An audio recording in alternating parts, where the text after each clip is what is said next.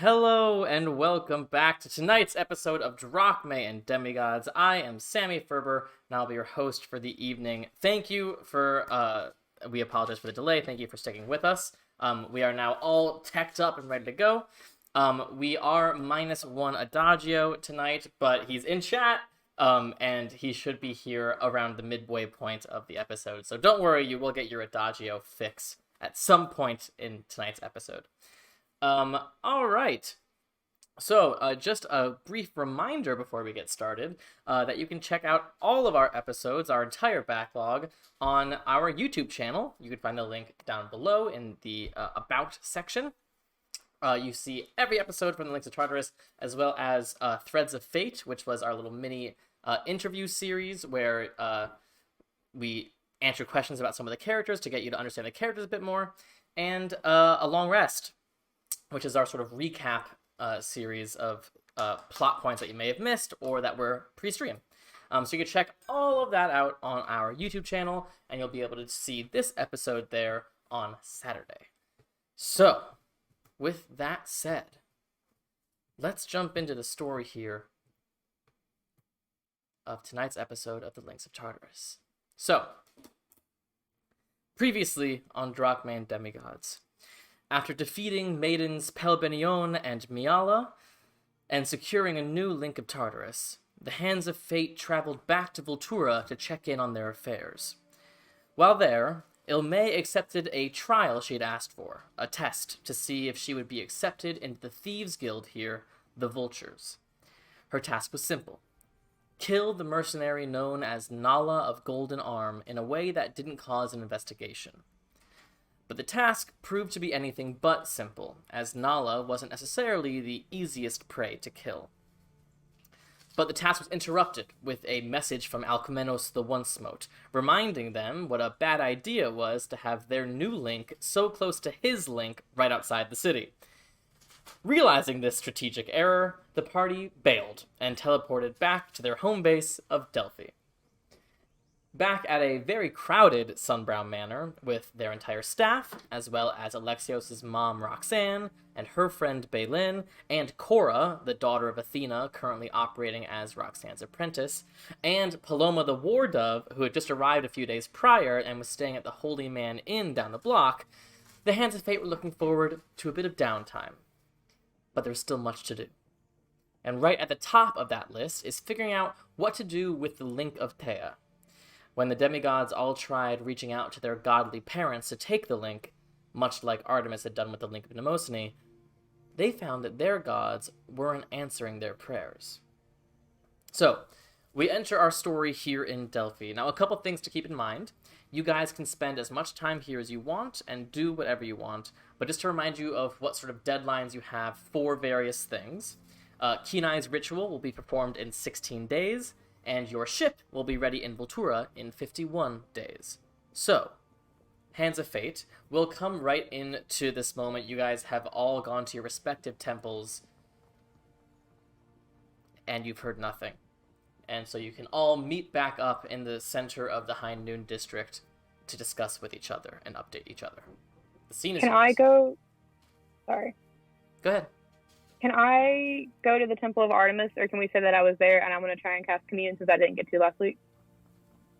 Go ahead.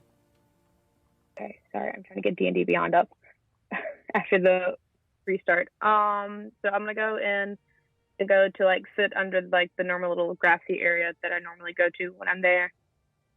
Pull up the natural world inside this stone temple.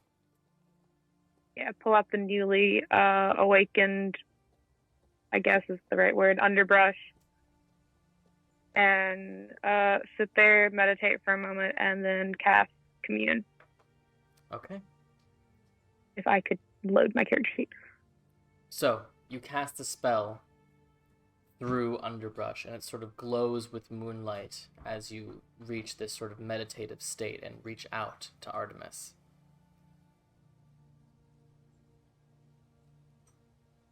And you feel nothing. Oh, fuck. Okay. Can I try pushing harder to see if anything's wrong? Like if I can feel anything at all? Yeah, I mean, you've only done this a few times. Maybe you've just missed the feeling of Artemis. You're not quite sure what to feel, but maybe she is still listening.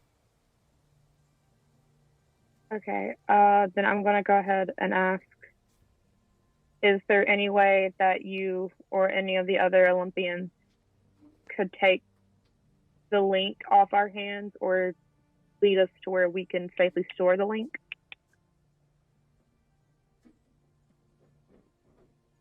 You hear nothing. Okay. Instead of pushing to like try and see if I can feel Artemis, can I try and push to talk to like ask the question out towards what is her fucking name? Urania? No, the champion of Artemis that I met in the forest. What was her Oh. name? What is her name?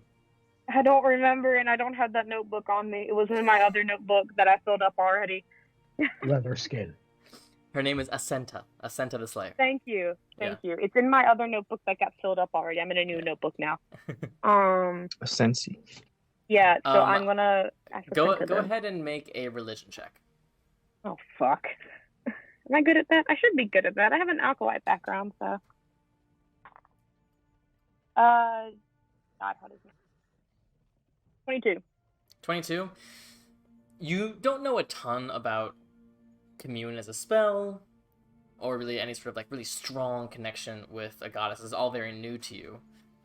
But what you get as you think about this spell and as you focus in on Underbrush, it seems to be a fairly direct connection with Artemis. And if Artemis wanted to respond by sending Asenta, she could. But Asenta isn't necessarily the kind of figure that you could reach out to with this spell. It's essentially just a one-way street. Okay, cool. Yeah. Well, then I got no answers. I'll try and reach out to Urania then. It doesn't have to be through commune, just like in general. Sure. I mean, you're in Artemis's temple right now, so it might not be the best place to do it. Well, I mean, like, they're friends, right? Sure, yeah, sure. I mean, she adopted her kid, so... Yeah. Nah, I'll go ahead and...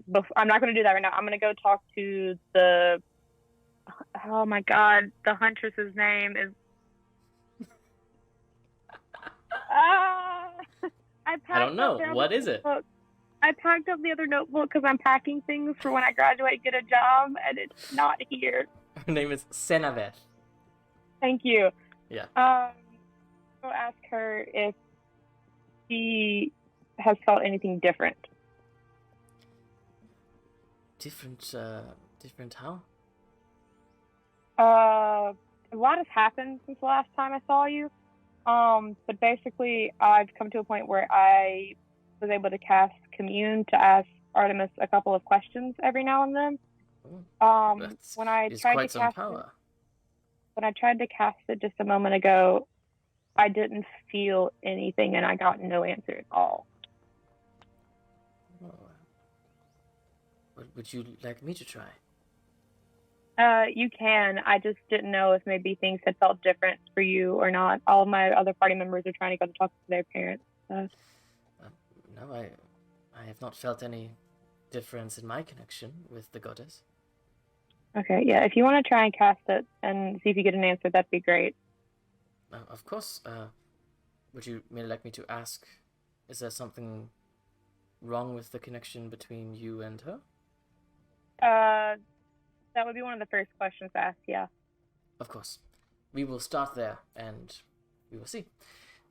She comes and she sits cross-legged next to you, gets herself to a bit more of a meditative state as well, and you just hear her mutter these divine words as golden runes just sort of circle around her for a moment, flash, and disappear.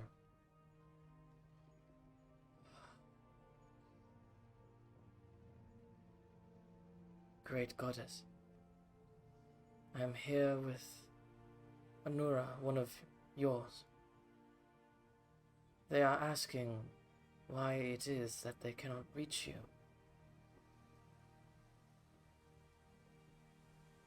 Is there something broken with your connection. And you see her hair gets swept back in a non-existent wind before settling again. And she opens her eyes.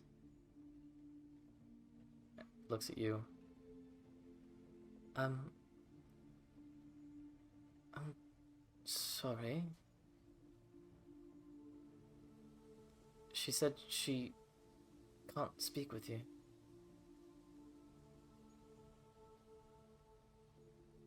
Can you ask her, is it to do with the decision about our party? She seems a bit confused, but yeah, Great Goddess. This prevention, is this because of, sort of opens her eyes, the decision regarding Anura's party? Another gust of wind.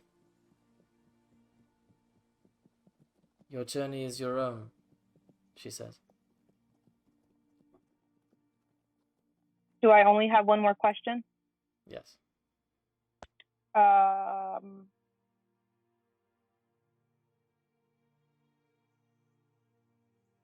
So none of the Olympians can help anyone from the party about this. Does this separation apply to all of the Olympians, to all of the Hands of Fate? Another.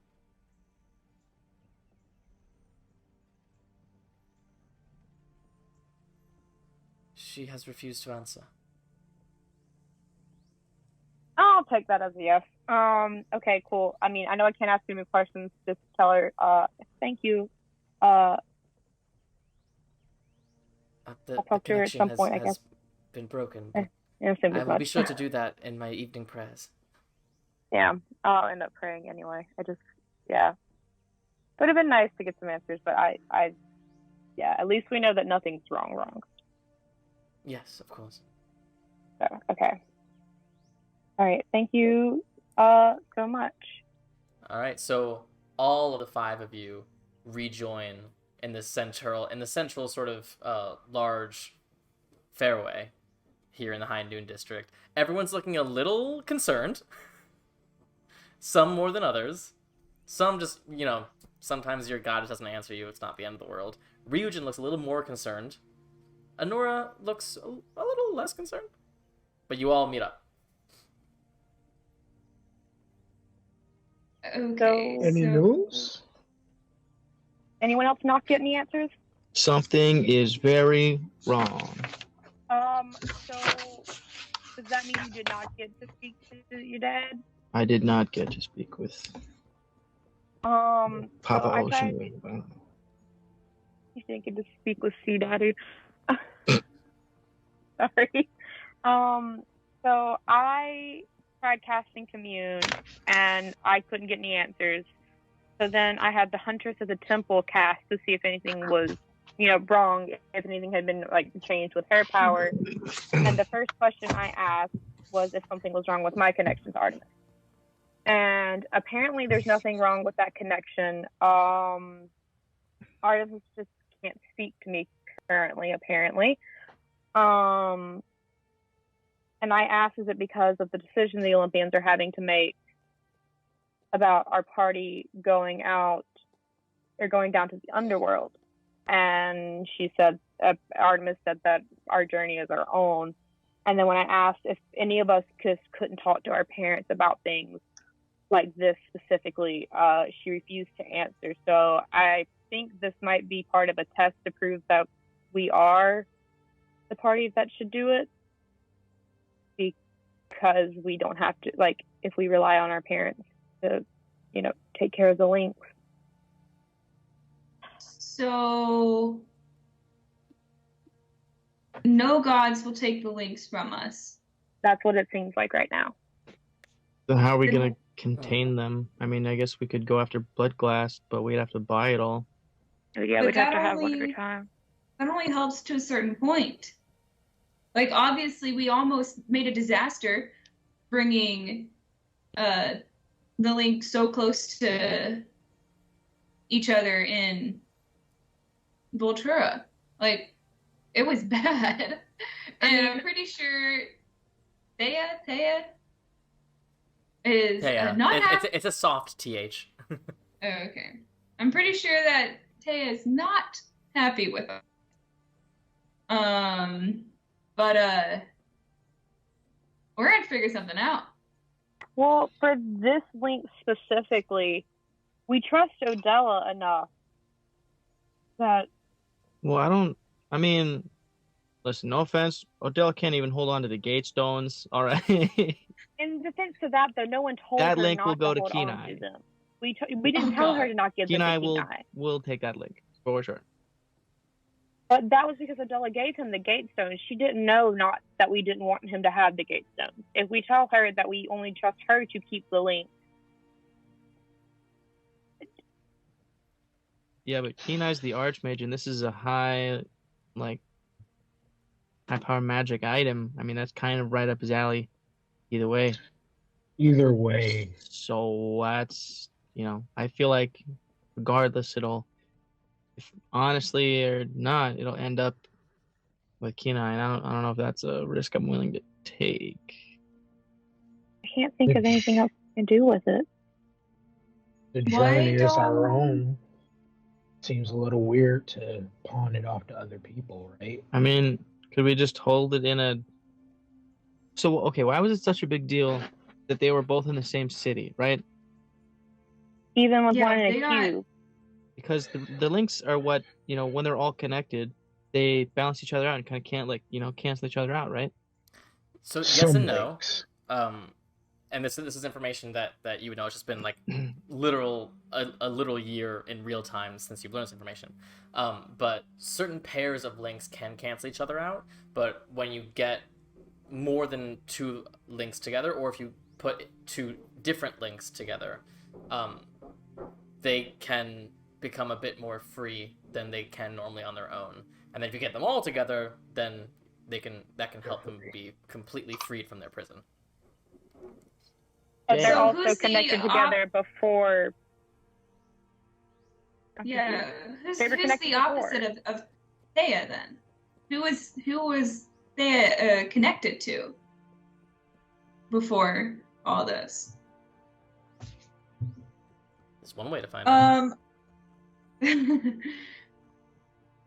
I feel like maybe doing some research, going to the library. I don't know if they'll have anything. But the thing is all the information about the Titans it's not in a library. All of the history. How much information about the Titans would we know? I feel like that's pretty pertinent information that we would at least. Yeah. So all the information you know about the Titans comes from myth. That's a good point, Isaac. Isaac does have Adagio has a book about the Divine War that actually has that information in it. Let me pull it up. But yeah, so in general, the only stories of the Titans that you know are the Divine War, and sort of like horror stories or ghost stories, that kind of stuff. Which you're not sure how much of that is true and how much of it isn't.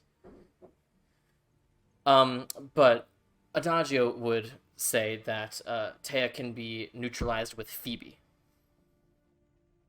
So do we need to find each link specifically? Which link? What is Phoebe again? Which one? Who's that? Which link is that? Which Titan? It doesn't say that in the book. Son of a bitch. But the problem comes into with that if we go to the wrong city with Thea, then we're fucked. Yep. And we got to balance out a link with another link. There's something you could do. You hear in your minds. Oh no. Fuck you. Puts me on. Last time I made a deal with a Titan, the city shit went wrong. But you said you had no interest in anybody that doesn't want to follow you. So why would we put you on then? You need power, I have power. You are searching for my brethren. What's in it for you? Well, we vaguely know where your brethren are already anyway. To each your own, then. What's in it for you? Hmm? No response. Yeah, that's what I thought. I can tell you what's in it for her.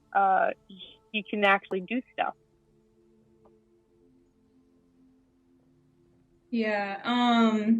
So, I mean, Mnemosyne did knock people on their ass, even while in Blood Blast through psychic damage, so. And we know which of the Titans that Themis couldn't find. No, Yes. you just know that there were some that she couldn't. Oh, yeah. I thought she no, said she it. said which one it was. She said like- because it was a. Yes, I think she did say. She Yeah. couldn't see Fine. Kronos. She couldn't see Yeah. Mnemosyne. You mean Rhea? Oh, Yeah. yeah. Yeah, she couldn't see Rhea, Kronos, or Mnemosyne. Or Tethys. Tethys is the Titan of what again? Out of Freshwater. character. Oh, wait. Freshwater. What? Hold on. Yeah. So there's Oceanus and you would also Tethys? know, so there were 14 Titans and only 10 links. Rhea was not put in a link because Rhea was Hecate was the natural. god's mom. Tethys was not put in a link. And Kronos was put in a link. But Hecate wasn't put in a link. That's the other one. So, sorry, 13 Titans. So why Rhea, was Rhea, Tethys, and Hecate were not put in links. why was Hecate for Tethys obvious not put reasons. That's a in good question. a link? No one knows. I'm Yeah. sorry, I just came to the realization that Mnemosyne is memory and mnemonic device is used to remember. That is where it came from. Mnemosyne is the source of that word. That's where that Greek root comes from. Learn something every day. Yep. Okay, so I'm a senior chemistry major, and that's what breaks me? Not English. English breaks me, apparently. You'll never believe what word came from Kronos. Chronological, I know Crush. that one, goddammit. Mnemosyne was not the one that it just didn't click, okay, until I wrote down Mnemosyne's name again, so I had it in this notebook. God, I feel so fucking stupid. okay, so what is the biggest library that's in this world? Like, what's the most well-known library? The Library of Hecka Alexandria, I Institute think? at the Library of Xander. Hecka, huh?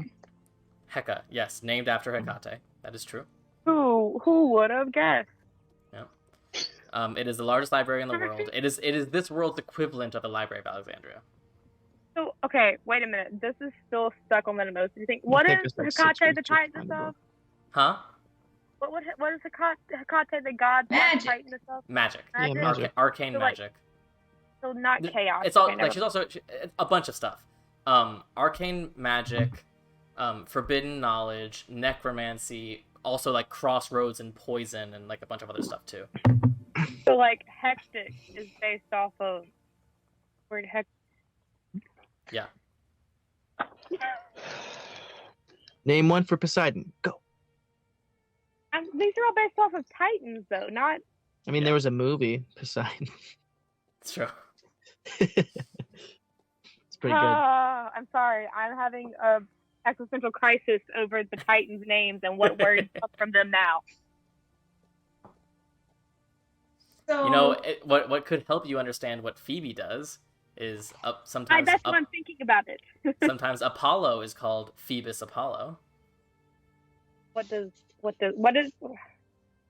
do you spell it? How do you spell Phoebe? Yeah. If you search it, you're just gonna find Phoebe from Friends. No, I know better than to just search the name. God damn it! How do you spell Phoebe. you? Phoebe. Phoebe. Phoebe meaning is what I'm going to type. Oh, okay, I was right. Okay, cool. Are you gonna share with the Okay. class? Oh, sorry, I was reading through the whole thing. So, like, the exact meaning of it is when it uses the name is to mean bright or radiant. Isn't she the Titaness of the moon? Or is it the sun? I can't remember which. Really. Not really. quite, no. I thought there was It directly means yeah, radiant. Adagio speaks up as he's doing in chat right now. Prophecy.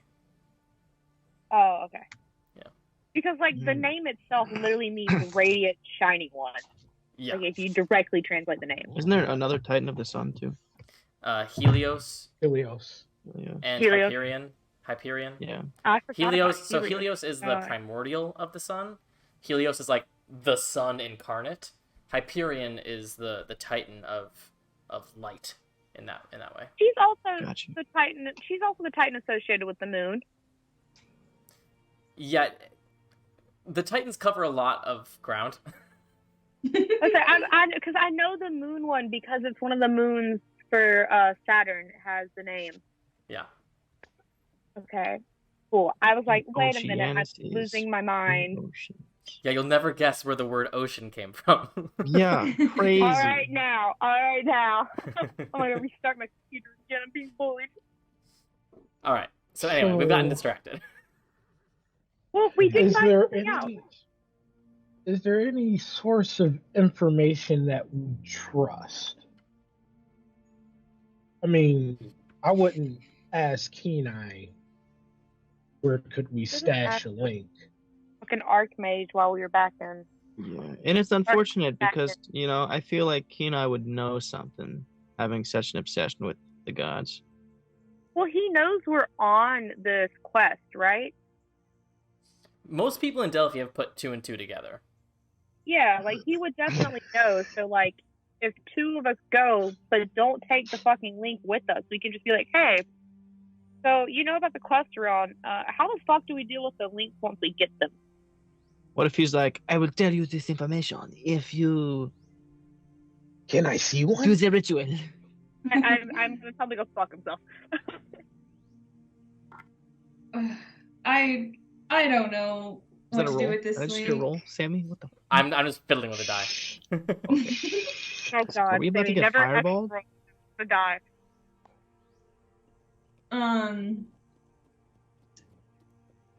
Yeah, I don't know if I would trust anybody to take this from us, but then we also need to ask about what to do with it. And I agree that Keeneye's probably our best bet just because we can't ask What did you just say? What did wait, he say? who else can we ask that knows we're doing this? Okay, repeat it again Odella? slowly though. That actually knows, like, I hate to Magic. No, say before that. Our best bet is I know it pains me to say this, but who else can we ask?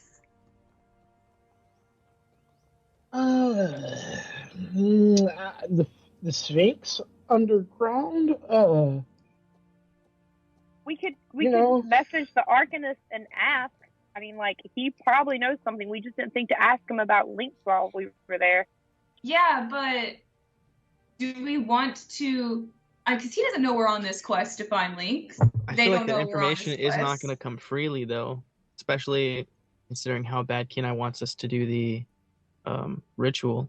I mean, like, I feel like would there's going to trust have the to be Arcanist a with trade, it. like maybe he gives us crucial information for figuring out how to either contain the links and keep them with us or where we could put them. But I feel like it's almost guaranteed we would have to, like, agree to the ritual. Because, Well, like, yeah, definitely. There's mean- no way. but we also don't know what the ritual is really about or, like, what's going to happen. Because, like, we know what he said, but he could be lying. That's what I'm concerned about with that, because, like, he's going to want us that as a trade-off. But that's me. We're all asking for this information. He's going to want something from everybody. What is he going to ask me for, since I can't I participate mean, in maybe the ritual? if one of you went and, like, I don't know. Not one just of one us- person is going into that tower with Yeah, Keeneye alone. Okay, fair enough. I don't know. Just, like, hypothetically, I'm not saying, like, this is what we should do, but, like, if we're discussing it as a potential options. I mean, the only thing we can do is ask. And if he said the only way I'm giving you this information is if you say you're going to do the ritual, then well, I guess we'll have to talk about it. If it's Because this useful is information, I something, guess. I don't know. I mean, this is something we need to know how to do, especially if none of our parents are helping us out. I mean, I guess we were lucky that Artemis took Mnemosyne. Just want to play Hades' I'll- advocate here. I feel like if Keeneye needs us to figure out more about gods, and information on gods is more readily available than information on Titans, right? We could tell him something's going on with. Wouldn't I it don't stand to reason that he would that there's a slight chance that he would know fuck all about Titans? Probably. Well, not more than we would know. But there's also Maybe, that, but I mean, like, if the he knows stuff gods about and gods, he has to Titans. know stuff about Titans. They're like kind of intertwined. I feel like. I mean, to an extent. Well, the gods come from the Titans. Yeah, And, but a lot of the history I feel of like to, Titans like- has been wiped out. I mean, there's a lot about the gods people don't know. That I don't know. I feel Well, I like mean, the like- information. If anybody in Delphi would know, I'm saying it's Keeneye. Yeah, but like in general, like, isn't that a thing, Sammy? Like, isn't most of the information about the Titans not publicly available or like even written down because it's so taboo? Yes, which makes Okay. which makes those very rare written accounts extremely valuable. So yeah, you don't know. Okay. Like how Sammy My said, thing. extremely valuable. You know what else is extremely valuable? Goddamn ritual agreement. That's what. God. I mean, personally- if you guys have any other idea of what to do, I personally don't think we should bring this up to Keeneye. There's already too much that we played into for him, such as even Adagio even agreeing to us everybody but me, I guess, participating in the ritual in the first place. That's already more power than I think we should give him, considering we know he's part of the Eyes of Gaia, right? Mhm. yeah. Like, I don't think we should trust that, considering we know the Eyes of Gaia want us dead. We can ask Theseus. I feel I have like no idea how. That we'd have to go to like Athens. I think I'm with- Triea just like feels like I'll go see my dad, but not really. My dad, brother. Oh yeah, My Triad. dad By the brother. way, we went to see Theseus. We went to see your dad, brother. I hate God. Greek mythology. So I'm actually with Honora on this one. I feel like giving Keeneye information is like giving me an ingot. that's like You handing. can make it That's into like anything dangerous. that's like handing.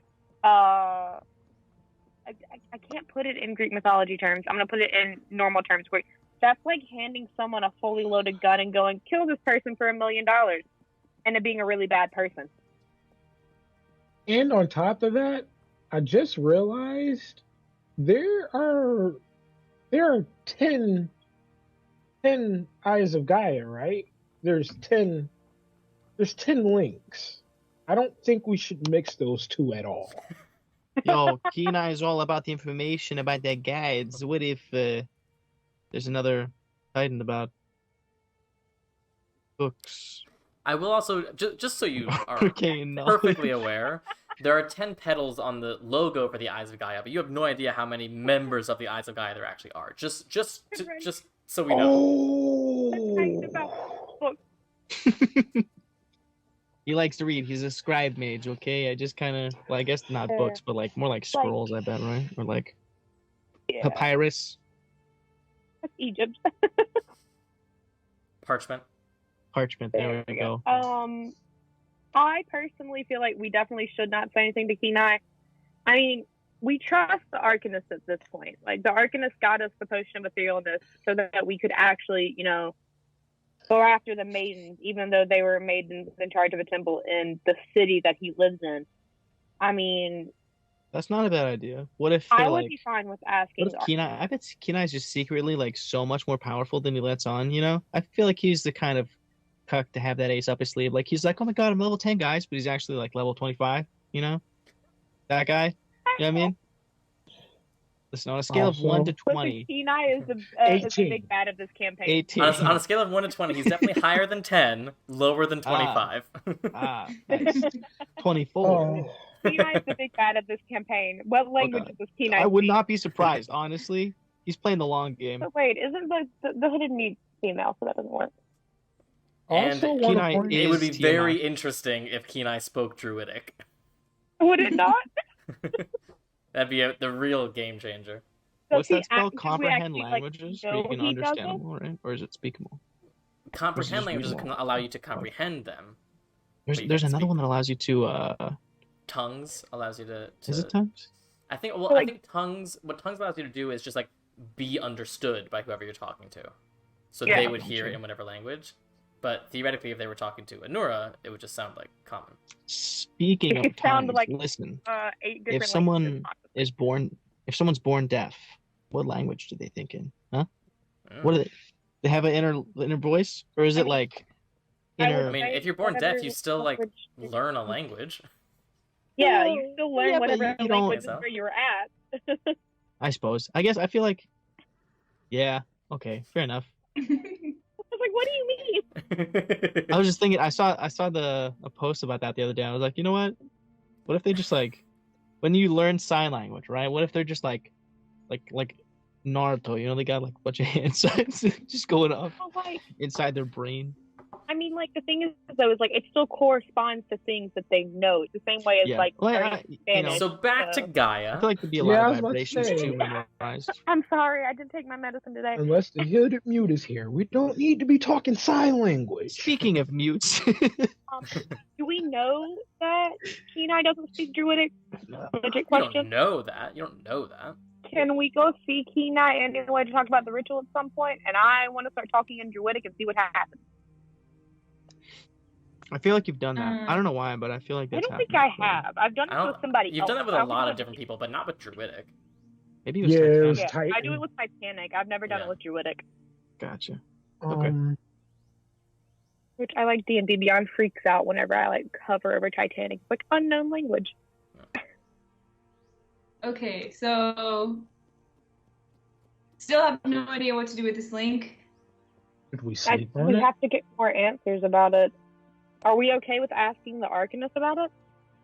I Don't remember know. that countess that the Arcanist mentioned.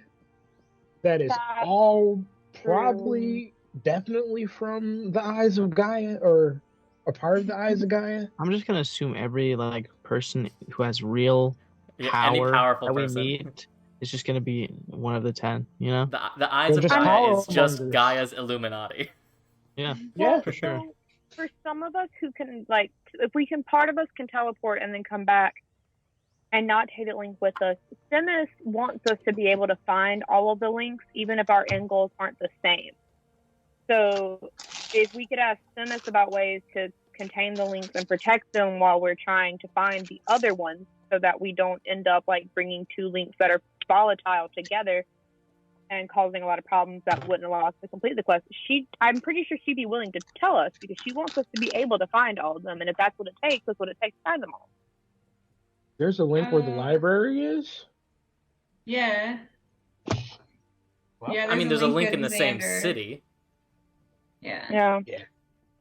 Plus, Xander is also where Qatar's benefactor is. So Yeah. Mm. But I seriously, I don't think that's going to be good. I don't think we should ask Themis because the one smoke like came to me in Adagio freaking out about having the link closed. So well, that's what I'm saying. Not everybody goes. She's just gonna be like, So you "Let want me to see." split the party? That always goes. I'm just kidding. It's if we need to, we need to. It's good. I mean, we can't take Simus. We can't take Taya to the same place as Simus because that's why the one smoke was freaking out, right? Was because they were in the same city. Yes. yeah, and he could feel that because of his link with Themis that another one was close. So And- if we leave Taya in Delphi, and part of us go to talk to the one smoke to talk to Simus, it shouldn't be a problem. But I don't even know if Themis will talk to us then, because I mean, doesn't she want all of the links to be free at some point? Like, yes, Yeah, but- she told us about where they're all at. Our end goal is two sides of the same coin. So she wants us to be able to find them so that it's easier for all of them to be together.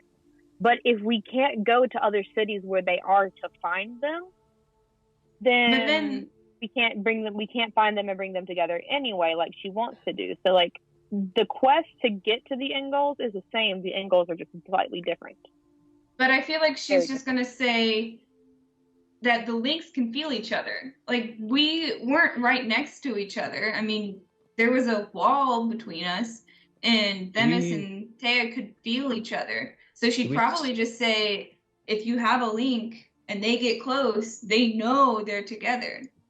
But like the thing is, like, what if she knows a way that like we can protect the links or like keep that from happening, kind of thing? But I don't Is think there a she way would that want we can maybe like, I don't know. I mean, it seems like blood class cubes are, a viable but not the most option. Is there a way we can maybe like enchant a blood glass cube or like put a spell on it so it's more powerful or can contain multiple links or something like that maybe? Or maybe we bite the bullet, buy a shit ton of blood glass, make a bunch of cubes, and we find like maybe a couple enchantments that are affordable to help. Because I mean, I don't know what the Arcanist can do. I mean, we don't really know how powerful they are. I'm sure, like, if we didn't say a whole lot about the links, we're just like, hey, what kind of enchantments do you think maybe could go on this here box about, maybe containing something very powerful? I will I also don't remind How did they you. block? Sorry, I will just remind you that I believe when you were leaving Sylvan, you told the Arcanist that part of what was going on was there was a link of Tartarus in the city. Yeah. So- We you're told him that. Say We Yeah, didn't at the very ask least, anything you about told it. them that much.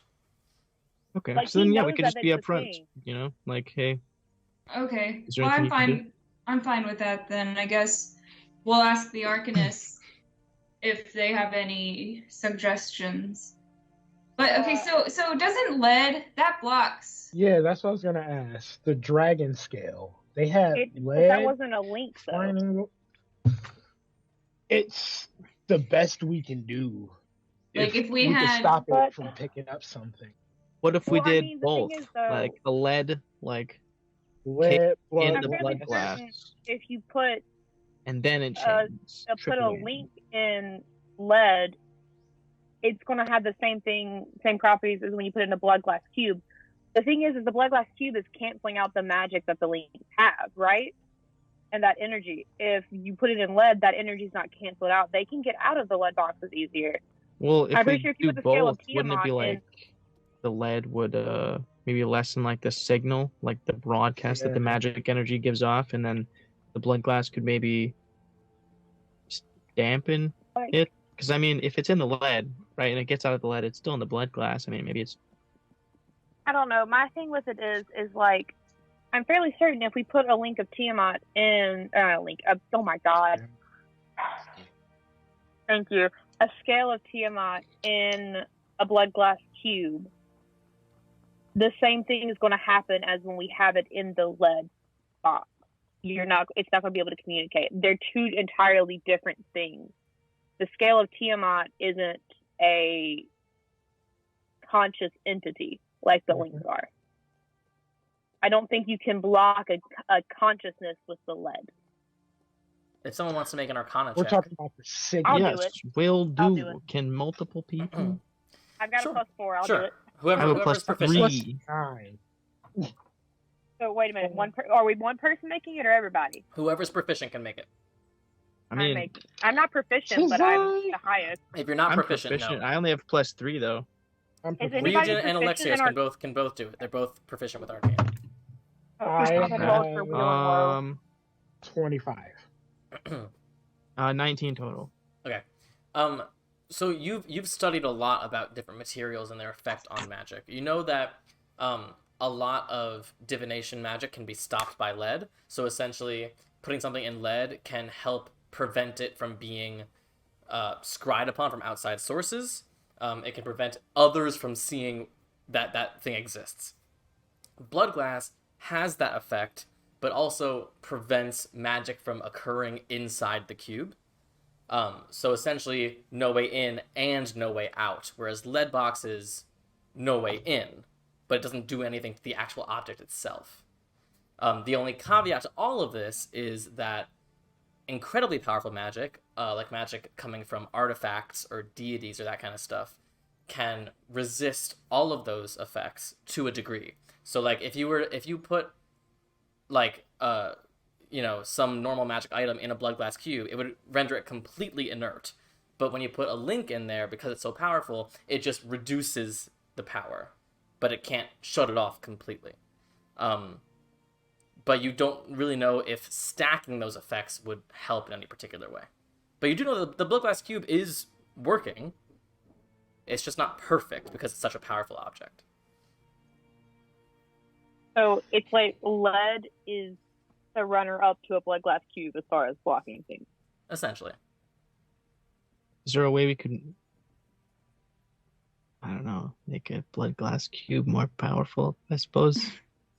I mean, it's sort of like, those videos where people are like, there's like a fabric that's hydrophobic and they just like pour substances on it, just slides off. Like, by its very nature, it's anti-magic. So by trying to enchant it with other stuff, it's just going to be sort of difficult to do. The very base enchantment that, like, there is an enchantment on a blood glass cube that allows it to, like, magically seal, but that's itself very difficult to do. Gotcha. I'm afraid, like, the effects would end up being, like, again, I don't know how to explain it in Greek terms, so I'm going to explain it in terms that Anna's mind also understands at the moment. Like, whenever you put two waves together, you can get constructive or destructive interference, or they could just not interact at all. Yeah. I don't think this is one of those things, like, where they can be constructive and add together. And it's like the same thing with, like, a battery. Like, if you make a cell battery, there's no way to up the voltage from the cell potential. The cell potential is what it is. Your voltage is what it is. You cannot change that by adding more of something. Gotcha. That's what it feels like to me. I was more so thinking about possibly, I think we should dampen it however we can, as much as we can, so we don't bring the link to that city. And then we should do research ourselves before getting other people involved. I just, with what both of you have said about, like, how lead and blood glass works, can we just message the Once Vote and ask him if he knows if the effects stack before we try and find another lead cube to put inside a blood glass cube? Because we'd also have to, like, we could put the blood glass cube inside a lead cube. That would be smarter, because then we don't have to open it to get the link out. But can we just ask him and see if he knows? Like, that seems right up his alley. Build a whole room. It's the lead room. Well, that's what I was thinking. But, like, there's no reason to put the time and resources into it if it's not going to work. If he knows the answer and he knows that we're after the link, we might as well just ask him, because that's a yes or no from him. Another question. If we have the links in, let's say, hypothetically, their own individual blood glass cubes, but we brought them to the same city, would they still, like, act up? Like, do we have to have them maybe in separate places, or maybe one at a time until... I mean, we can't just do one at a time anymore. We don't have a way to know. Well, so first of all, I will remind you, I will just mention that when you guys were in Vultura, the link didn't automatically start acting up. It only started acting up when you guys got to the edge of the city that was closest to the tower. So it's not like there's like this enormous crazy range. Like, there is a range as to how they can be affected. Now, of course, that was one in a cube and one not in a cube, so who knows if that range is going to be accurate, whatever. But you also don't really know what would have happened. All Ilmay experienced was that it was getting warm on her back. Yeah, I feel like... So, I mean, we probably can't have all of them in the same city, even, I mean... Well, that also comes down to, do lead and blood glass stack up into more or not? Because that would also lessen the range. Objects. Can we message the Once Vote and ask that? Because I think that's a legit question that could help. Who's going to send the message? Adagio? Adagio, Will. Adagio. Who's writing out the message? Adagio sends a message and says, "Hey, One Smote, it's Adagio and the Hands of Fate. We're thinking about putting a link inside lead and blood glass. Would that help?" Oh, you were barely under. Whew. My heart's racing. That was a good Adagio impression too. Thank you. Adagio waits for an forgot answer one and thing, then though. You and then forgot to flirt with communicates the to one you. The One Smote says he doesn't know. He's never worked with materials this powerful before. Oh no, you did not. You were over 25. Actually, I lied. Well, end of stream. Bye, guys. I have the One a Smote doesn't really know. horrible question to breaks the ask. messaging rules. He's never worked with material this powerful before. It's possible it does absolutely nothing. It's possible it helps a bit, but that small percentage of a chance that it helps probably wouldn't make that much of a difference for a deity or a titan to try to break or whatever. Essentially, like you're already at a place just with the blood glass that mere mortals can't, like, from the outside detect it. We're at a point where the gods have to do something to make it any different. Essentially. Okay, so it's not constructive or destructive. It's like a battery. So we're gonna have to Where just we deal with just blood glass. leave the link at the manor and have our staff watch over it. Shit, This is should we one just of try and those- find the lightning chasers and see if they know how to contain these fuckers? They haven't They don't even know found anything. one. That's the They thing. haven't No even gives found us backseats. Maybe they have special, I don't know. Listen, they've Zeusian clearly done hardware. such a great job of avoiding links. Just give the link to them, and then you'll be fine. There we go. Yeah, no. I think at the moment we are at a dead end until we do some research or ask people who are smarter than all of us combined by league. There's no one because, smarter than all of us combined out here. I'm also here, motherfucker. But there's no one smarter than us combined. I'm trying to be like you, Listen. my Let's boy. be humble about it. There definitely is. Oh, More than kind. I don't know if that's Listen, a figure there's in this definitely like the thing universe. is we're smart about some things and not other things. There are people who are smarter than all of us combined about the thing we're currently talking about. they're gods. And Titans and people who follow the Titans and are in league with the Titans and have talked to them about it. So yes, there are people that are smarter than us about the current subject matter. We're not going to get anywhere where we're at right now because we don't know all of the facts. We can't lay everything out yet. I'm sorry. Words So smarter are we than just me gonna just didn't table sit this well. for now? I think we have to table this for now. We're just going to talk circles around each other. How many blood glass cubes do we have? Right, I guess how much do we have What? left? 2. Ooh, I thought we sold one of them. We killed the Ashleys. Oh, that's right. Oh, that's right. I have one of them in my Damn. inventory still, so That's I guess really that's the funny, one I have. actually. Okay. So, I mean, at the very least, we can contain another one and hope that well, maybe not. No, they wouldn't be nice being together. That's the problem. Can anybody, like, just... Maybe we could just bury it, like 100 No. feet below the ground, right? Someone could just, like, mold earth a bunch of times, and then we just, I can get some thorns fly to do straight it. out. Yeah, why don't we Cover just back throw up. it into the sea? Okay, look how well this went with Not to the scale of Tromocrates with the link. Tiamat. There was a It's like, whole oh, what's this? fucking invasion of Delphi for this scale of Tiamat because people knew it was in a fucking wall. Hold on a second. I just pictured Tromocrates as, like, God.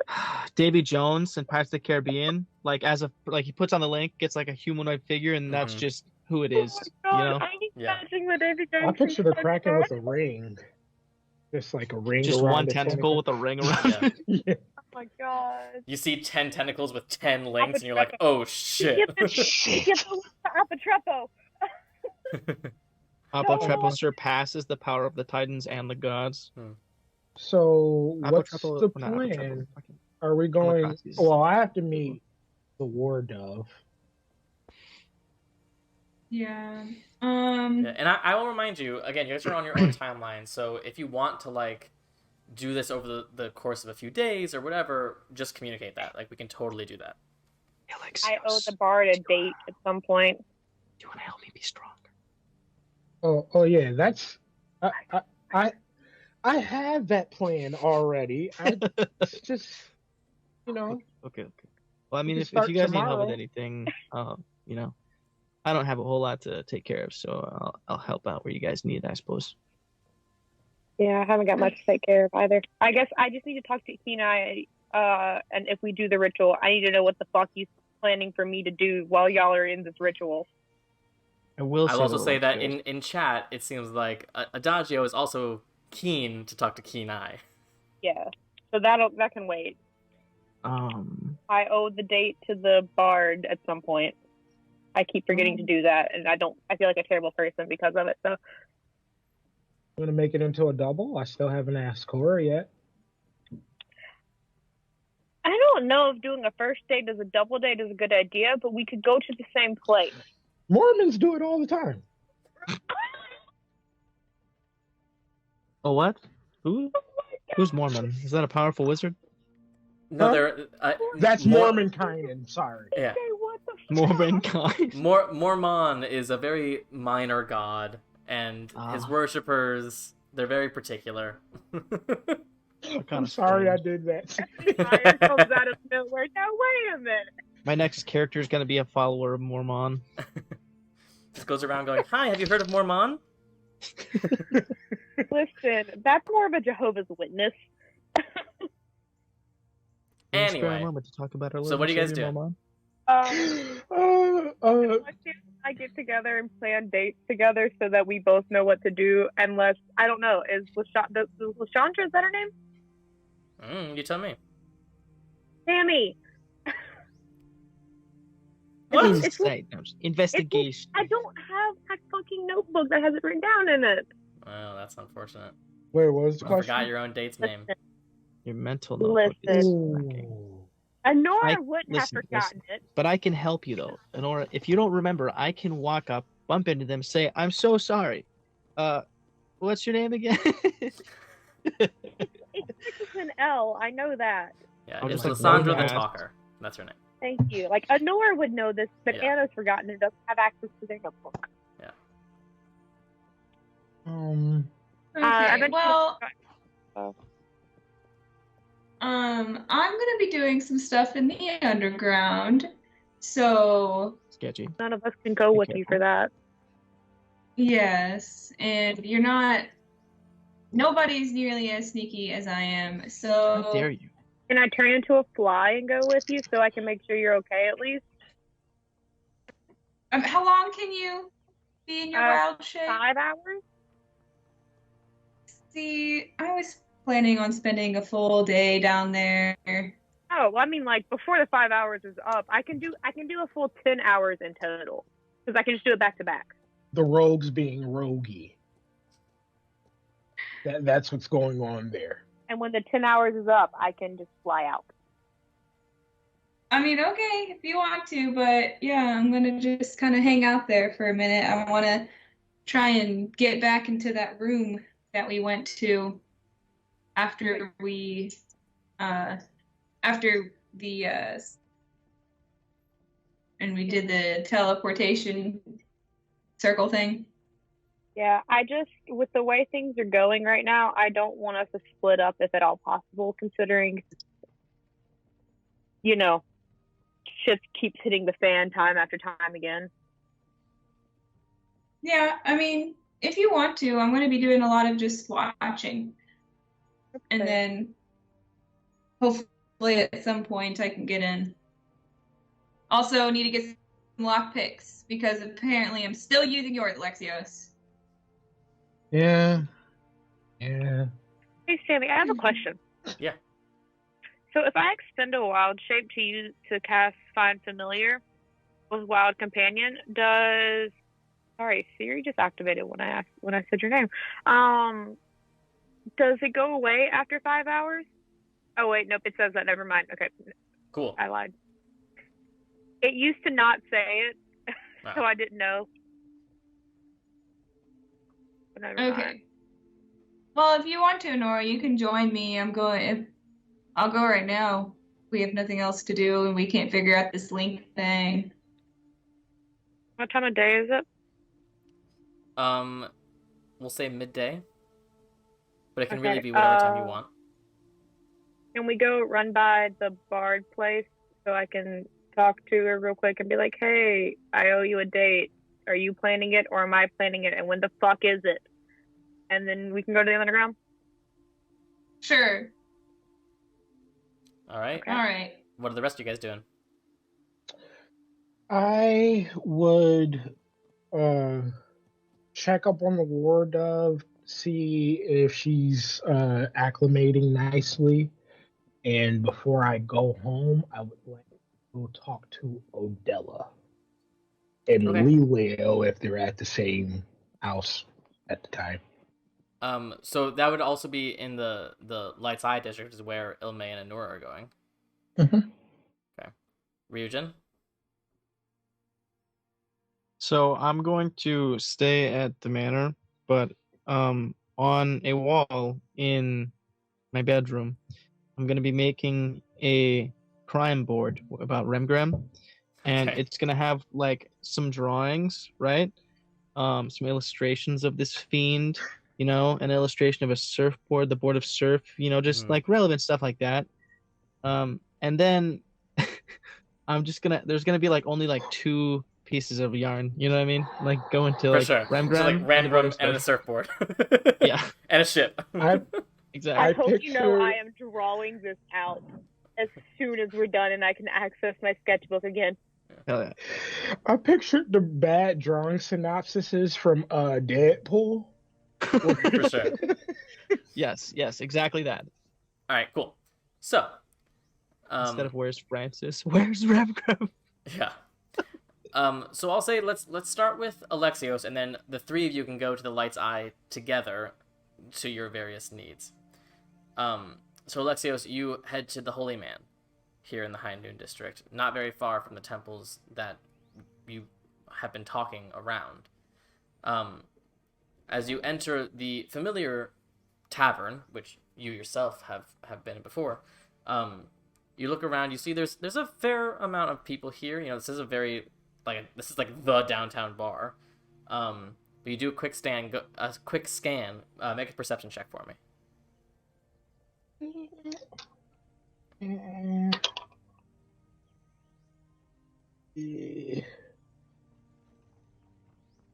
You said perception? Mm-hmm.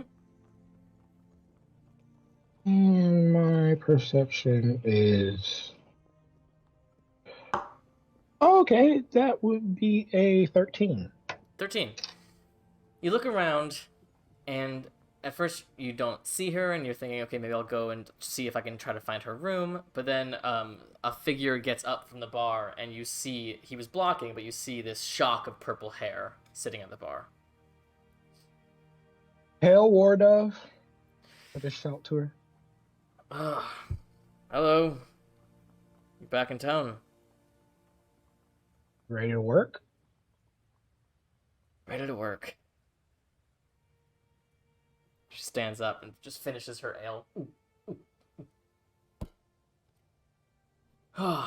Your ale here sucks. Yeah, it does, but... any port in a storm? Yeah. Stands up. Where we going? Back to the manor.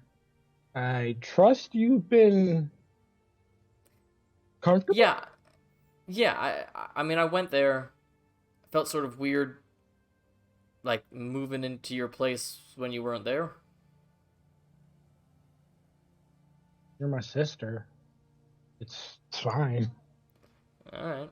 Well, I'll make myself at home. Actually, I have to run to the Light's Eye district. You can go back to the manor. They'll be expecting you. Alright. Sure. Thanks. No problem. I have a lot of stuff to work on. Got something special for you. Oh, do you? We'll see. Alright. That's the first time that she seems to sort of warm up a bit. You can tell like she's very embarrassed to just be in the situation to begin with, but at the idea of making some new stuff, it does excite her. So she does head back to Sunbrow Manor, and you can meet back up with Ilmaine and Nora as you all make your way into the Light's Eye. Since Nora's not here, Alexios, where are you gonna look for Odella and Lileo? I can still hear you. I'm just trying to find a pencil. Okay. I would know Odella's house, right? You've never been to her house. You know, I mean, most of the time you see Odella at the training center, and Lileo you've only seen at the Five String Lyre. Then I'd go to the Five String Lyre and try to inquire about where they live, if they're not there. You head to the Five String Lyre. You see the sign out front with the beautiful lyre with the single purple string in the middle. You enter and you get hit by the perfumes and the sounds of people enjoying themselves. You see the purples and reds and oranges of the silks and threads that mask a lot of the architecture here. And you're grateful that no one's getting assassinated here like last time. Hey. You come in and immediately a girl in a very sort of revealing outfit grabs you and goes, "Need company?" I'm actually looking for the lady of the house. Okay. Specific taste. And she leaves. You can hear some like beads hitting each other as she walks past.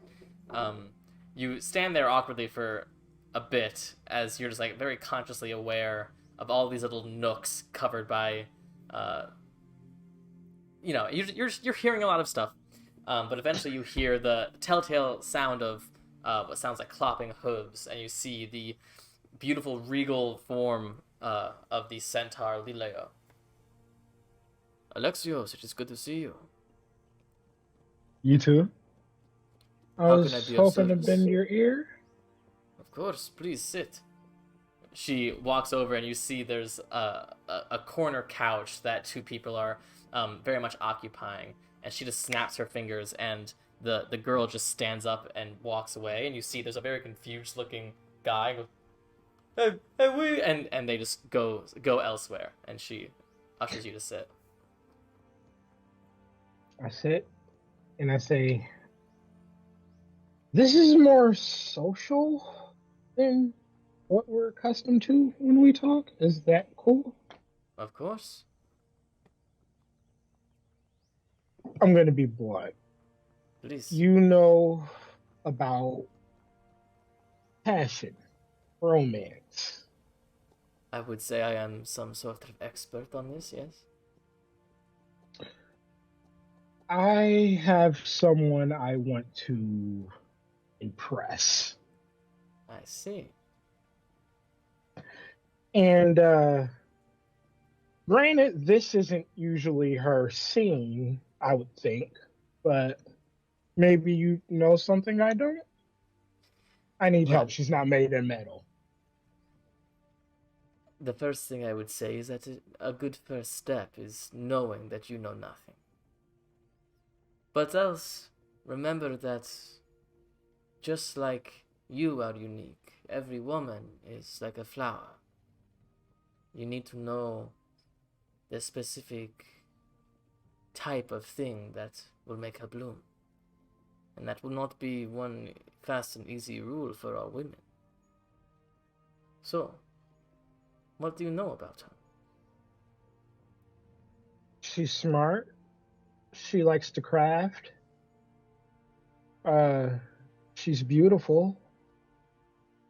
She understands me. That's it. I've only met her twice. Well, that is a start. I have seen many in here who claim love or infatuation and know far less than that. A girl like that needs to be stimulated, but not necessarily in the way that my girls are trained. Stimulate her mind. You say she's a crafter. Stimulate her hands. With a task. Some activity that you can share. Show that you appreciate what she is passionate about. Be curious, ask her questions. You are a very gifted man, and you should not be afraid to show that. But you should inquire about her passions, her interests. Make her believe that you are a good man, which I know you are. After that, the physical stuff may come. It may not yet. So, who pursued who as far as your relationship went?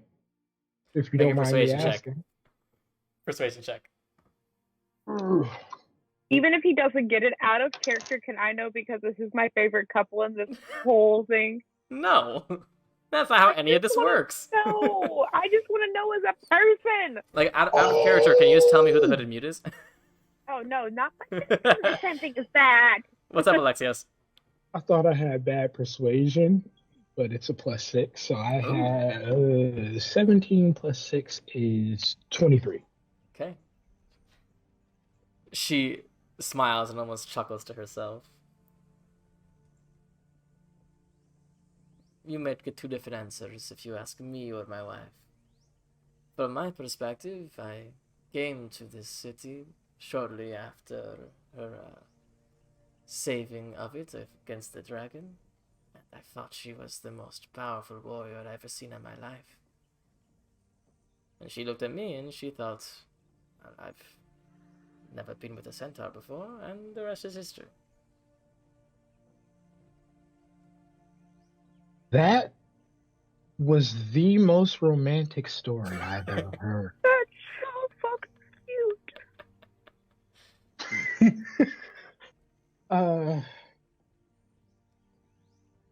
I think I know you're in chat. Please draw art of them.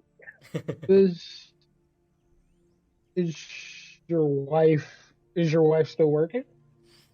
Almost certainly. She rarely leaves that place. I was hoping to have a private talk between, me and her sometime soon. I was hoping I could find you both together. Well, if you have no mind waiting, I do expect her before nightfall. So, just want me to relax here? I can bring you In your company if you brothel? would like. I'm not really too good with etiquette, but would that be rude if I'm planning a date with someone else and I spend time with your associates, employees? That is up to you. If you'd like, listen. All of my friends here, they're very gifted. But you do not need to utilize all of their gifts if you so choose. What they also have are women's minds. Women that have been wooed many times. If you want me to send some up to your room and merely talk, or do whatever, that is your right. So it's not a date, it's research. I can talk to them, and you're a genius. I think I will do that. I'll just tell Ilme and Honora I'll be here. Alright. Cool. I'll arrange a room for you as you wait. She winks. Alright, so you go out and tell Ilme and Honora? Yeah. Yeah. Yada yada. Yeah, yada yada. I'm staying in this whorehouse. Don't disturb me. I'm doing really important research for something that I have to do. and I'm gonna go back inside. All right. I'm putting that on like a dice bag. Like I'm in Border Girl dice bag. Lilio In the does. whorehouse, don't disturb me. Yeah. Lilio leads you upstairs, and it's funny because like these stairs are extremely wide, and at first you're like, "Wow, this is very grand for a house of pleasure," and then you realize it just needs to be that wide for Lilio to get around.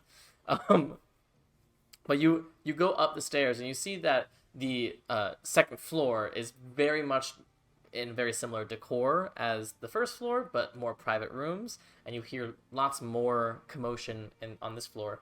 You go up, and the third floor is very similar. The fourth floor, the decor completely changes. It looks very similar to just sort of like an inn at that point. Just normal wooden doors and walls, and no crazy flowers or anything like that. Just a fairly normal environment. And she just opens a door for you, and you see it is a beautifully made bed, and it's very grand, and there's a beautiful window. But if you didn't know what was on the floors beneath you, you would think it's just a normal inn. Oh, hey, is the fourth floor decorator bad? This looks different from. This is for friends, business associates, travelers. This is where the business ends. Downstairs is where most people can see. But on the floor above this is where Odella and I live. You know, I thought y'all lived in like a random regular house. It's not Like a whore house, it's a whore home. That's wonderful. I hate you for that. That was I wonderful. could not say it. I'm so sorry. When we were deciding to make a home together, Odella thought that making anyone who wishes to have a meeting or something walk through a house of pleasure can tell you a lot about the person you're about to meet. That is very astute. They don't call her the wise for anything. True. You make yourself comfortable. I will bring up some friends I think you might enjoy. Comfortable, right? Thank you. Alright. So, Anura and Ilme. You guys are heading to the Lyre Song School? Yes, sorry. I'm still laughing at my own joke. Or home. In fairness, that was a good joke. That was perfect. It's a great school. A great joke, yeah. So you walk over to the Lyre Song School, a place that you haven't really been since the early days, right after the Gauntlet. You walk through this large pillared entryway and find yourself in essentially the quad of this barred campus. You see in the center of this quad the statues of the muses that now, Anura, as you pass, means a bit something different to you. You actually see, as you're walking to the door to the main school, and you're looking around the quad, you see Lysandra the Talker, seemingly deep in conversation with a couple students that are just sort of gathered around her as she... It's not like she's giving a lecture, but it looks like she's giving some sort of impromptu, impassioned talk. Can I walk that direction but not say anything and just kind of stand back and watch her talk until she notices I'm there? Absolutely. So you circle around and you see that she is in the middle of this impassioned story about specifically the rhyming scheme in the traditional Song of Achilles, and how if you just change the rhyming scheme in this way, it makes it such a more effective song, but the one that got popularized is just the one that we're stuck with, and it's not a perfect song. And she just like going on and on, almost like giving a TED talk on the subject. But eventually she looks up and sort of catches your eye and almost does a little double take before catching her train of thought again. And over the next few minutes, she does manage to wrap up her conversation as she stands and comes over to you. Didn't think I'd see your face again. Well, I still owe you a date. That was months ago. Yeah, well, we did have to leave the city for a bunch of stuff. Yeah, well, I don't told like you to be I'd kept come waiting. back. I hope you have a hell of a date planned. Oh, I'm the one planning it. I didn't know who was planning it, so I can figure something out. You're I'm making me pretty wait for a month resourceful. and then you have nothing planned. That's What's a fair. girl supposed to think? Hey, I'm pretty resourceful. I'll figure something out. Alright. When and where? How long did we decide we were staying in Delphi? Did the party decide while I was gone last week? I was wondering. No decision's Okay, been made. I did. Okay, cool. I didn't know if the decision had been made when I wasn't here.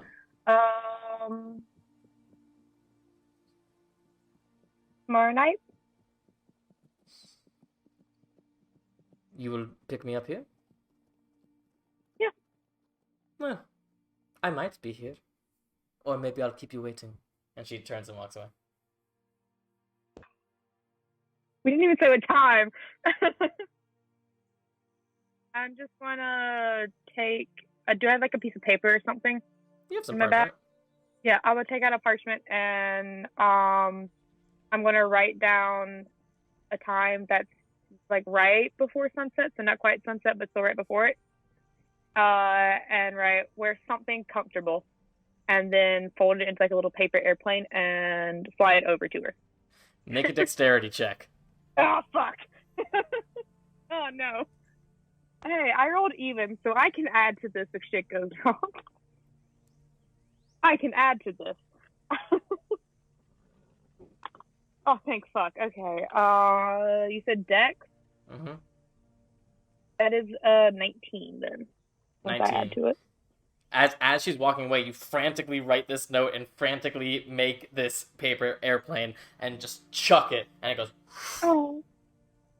I wanted it to be cute, not. And you just see as it sort of like circles around, she hasn't even noticed, and it goes. Ah! Fucking hell! She sees the paper airplane. She goes, "Alright, which one are you?" Can I walk over to her and She looks at you. She puts up a finger. She goes, "That's strike 2," and she turns and walks away. I can't hear because I feel bad. She's just walking. Oh my god. Oh man. I'm pretty sure Ilme is laughing out loud at this. For sure. Don't you have a familiar that flies? I'm using my wild shape to go with Ilme. I somehow feel like I'm more embarrassed by this than I ever have been in real life getting ready for this. So Ilme sort of like takes your shoulder and pulls you away from this embarrassing scene. I don't think you have a shot with her anymore. Just letting you know. I just have to plan an amazing date then. Good luck. You're gonna do something amazing then to fix that.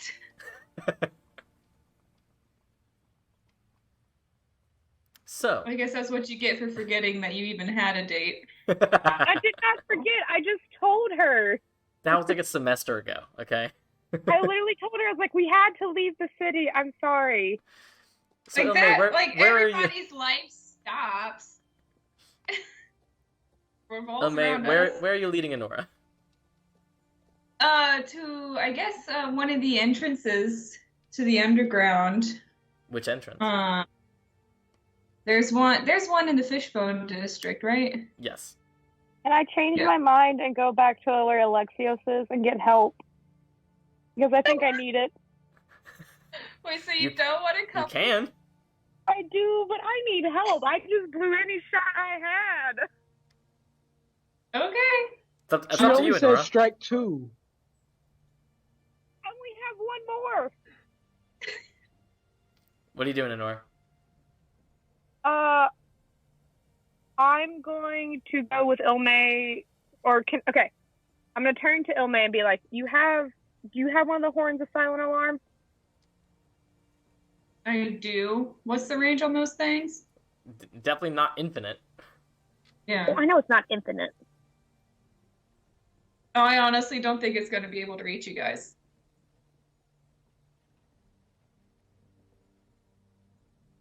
So, I'll be careful. I can turn invisible. All right. If anything goes wrong, you know where we are. Yeah, trying to get some love advice. Leave me alone. I was trying to make it cute. I'm just not very good with throwing things. I should have shot it on the fucking arrow next to her head. That would have gone better. Maybe. I don't know. What? That's a little Better, at aggressive. least with a fucking paper airplane. Oh man. Maybe they do need Airplane help. arrow. Airplane arrow. Yeah, why don't you go see Alexios and I would have Lily? hit her. Leave? I would have hit her with the arrow, though. I mean, you do more hitting with arrows than you do without. But I'm So more accurate, so I could have made sure like it went next to her, not hit her in the fucking eye. Still would have felt like a threat, would be my guess. yeah. Oh God, I tried. Okay. Can I turn to Ilme? Can I steal the ring back for my date tomorrow for one thing? Which ring? The shooting stars ring. Oh, yeah. If you want it. Okay, I'm gonna steal it back. Just for that. You can have it back right after that. It has dancing lights, and that's the only way I can cast that.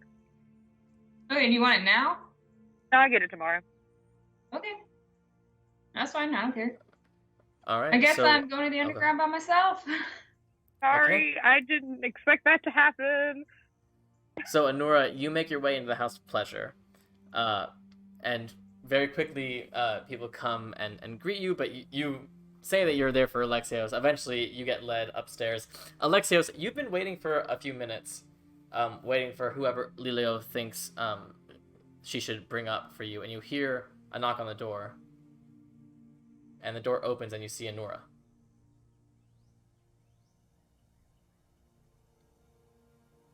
I need some advice. I fucked up. So I came to get happened? advice. So I went over to the bard school, right? And I was like, I owe you a date, because I walked in, and she was like, you let me wait a while. I was like, yeah, no, I owe you a date. We had to leave the city. And then I found out I'm the one who has to plan the date, which is fair. I did make her wait 2 months. But then we didn't set a time for the date. Whoa, what happened to your mic, Anura? I don't know. Is it good now? Yeah, now it is. I don't know what happened then. Oh.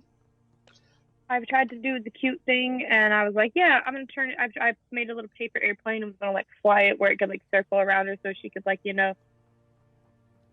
see the note that way, and it would be cute, and it hit her in the fucking eye. So, Alexios is gonna take a really stern face and say, everyone is special, and you're special too. So I'm a special kind of special with that idea. He's really trying to rehash the same conversation he just had with Leeway. Can I look at him and be like, did you talk to Lilio? Yeah. Should I just talk to her instead of you trying to tell me what she told you? I mean, it'll be repetitive. I'm footnotes in it for you. Well, I'm just giving you the. But we're trying to date different people. Yeah. So she said something about that. Not everybody's the same. So Yeah, obviously your date will be different from my date. Yeah. I'm gonna go find Lilio and ask her. You got enough on your plate with your own No, wait. Just give me a second. I can remember exactly what she said. If we're gonna transition away from this scene, as you guys try to help each other, and then eventually more help will come into this room as well. But we're gonna go to Ilme. So, you make your way over to the Fishbone District, a district you are very familiar with, an entry that you are very familiar with into the underground. You make your way down into the familiar tunnels beneath Delphi. It's the middle of the day, so it's not terribly active here, but there are certainly people walking around or gambling at the casino. What would you like to do? So first off, try to find a little shady corner. Nobody's looking at me, and turn invisible. Make a stealth check.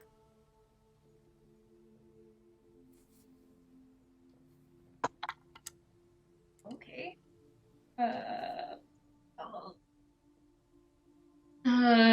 26. Sure, yeah. Boop, you're gone. Okay.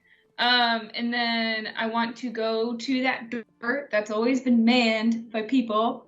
Mm-hmm. And you do see the wooden double doors manned by 2 guards currently. Okay. And I've already done this before, and I kind of had an idea of the shift rotation. Mm-hmm. But they don't go at the same time. Yep. Right? One and the other, and it's what, 5 hours? Is that what I figured out? Something around there. Yeah, 4 or 5 hours shift. Okay. And there's absolutely no time at all when there's 0 people there, is what I've learned. Doesn't seem that way. I mean, you remember, like, back when you were a kid, the first time you got through those doors, it was like a delivery had come through, and they were just, like, helping get the delivery through the doors, and you sneaked past. Like, that was, like, really the only opportunity that you were able to seize. Yeah, so I guess that's kind of what I want to do. I'm gonna, like, man right beside this place, and I'm waiting. Okay. Like, it can take all day. I don't care. I'm waiting to see if something happens. All right, go ahead and just roll a d20 for me. Which one do I want to use? 15. 15, okay. You certainly wait there most of the day. Several guard changes happen, but every time it happens, you're like, ah! But another guard comes in. You're just waiting. Until eventually a new guard comes in, and he just seems maybe like he had a few drinks before work. He's still, like, doing his guard work, just standing there, but he is sort of swaying a bit. He looks a little drowsy or whatever, and you just sort of clock that with your crazy high perception of, like, okay, maybe this could be a weak link at some point. You wait, and then a few hours into his shift, the other guard transitions. And as that's happening, you get the sense that there might be maybe about a minute of time where this quote-unquote weak guard might be the only person at the door.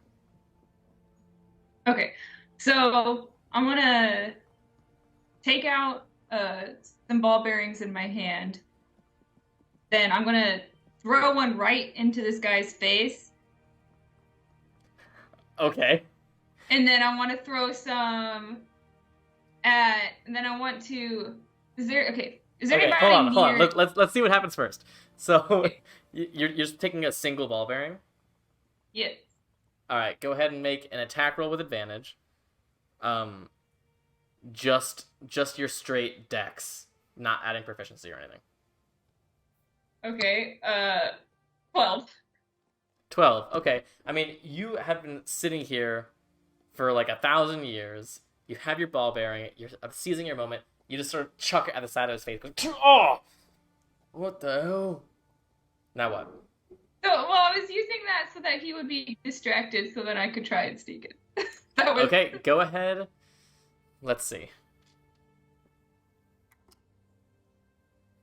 Go ahead and make a deception check. I'm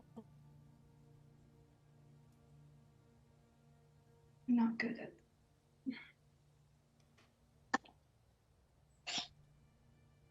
6. 6, he rolled a 4. Oh, thank God. You chuck the ball bearing and goes, oh, what the hell? Make an intelligence check real quick for me.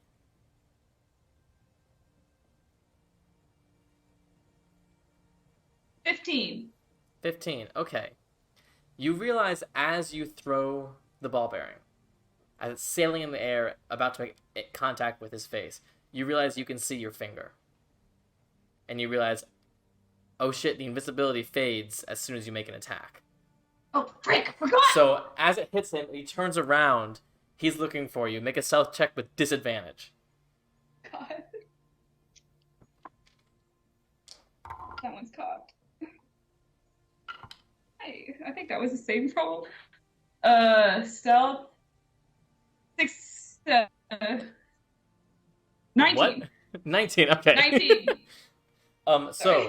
you throw it, quickly realize your mistake, and just like try to tuck into the wall as quickly as you can, as stealthily as you can, as you like pull your cloak around you. He sees some sort of flash of movement. He goes, "Hey, you there? What the hell's your problem?" And he starts coming your direction, but you're not sure if he's actually seen you. He just knows that someone's over in this direction. What are you doing? Has it been long enough for me to turn back invisible? You can can do use it your action on- to do so. Yeah. Yep. Cool. Doing that. So, as he comes over to you, you quickly touch the ring again. And as he comes over to the side of the wall you're at, you just hold your breath and wait there. He goes, "What the fuck?" He's standing there, spear out, but doesn't seem to know where you are. Can I take another ball bearing and kind of like toss it to make some noise? Make a deception check again. Why deception? I'm not good. 14. 14. You're like, I really hope this doesn't constitute an attack, and you just sort of toss it a bit. Bing, ding, ding. He turns around. All right, come on out, and he just begins to go off toward the sound of the ball bearing. I'm sprinting for this door. You sprint toward the door. Make a dexterity check. Oh god. 7. 7. Okay. So you get to the door, you pull it open. It comes open, but it doesn't come open silently. So as you pull open this door, you're still invisible, but there is a loud "Arr!" You're like, fuck, you quickly duck inside as the guard goes, "Hey, hey!" And he comes running back out. Again, you push yourself up against the wall just inside this door frame as the door swings open once more, and the guard's like,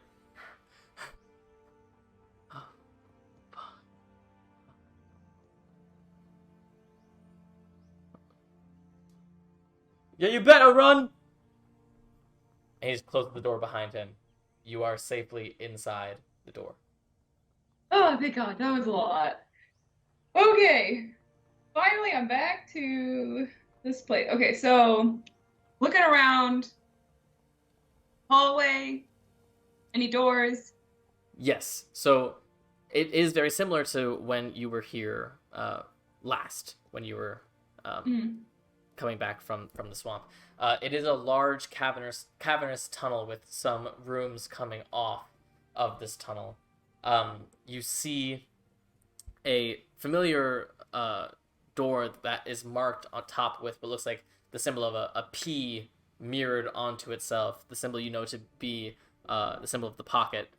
This is where you first met with representatives of the pocket, where you began your roguish training. Continue walking, and you're trying to remember where that room was that had the symbol of the Eyes of Gaia as well. Go ahead and make an investigation check.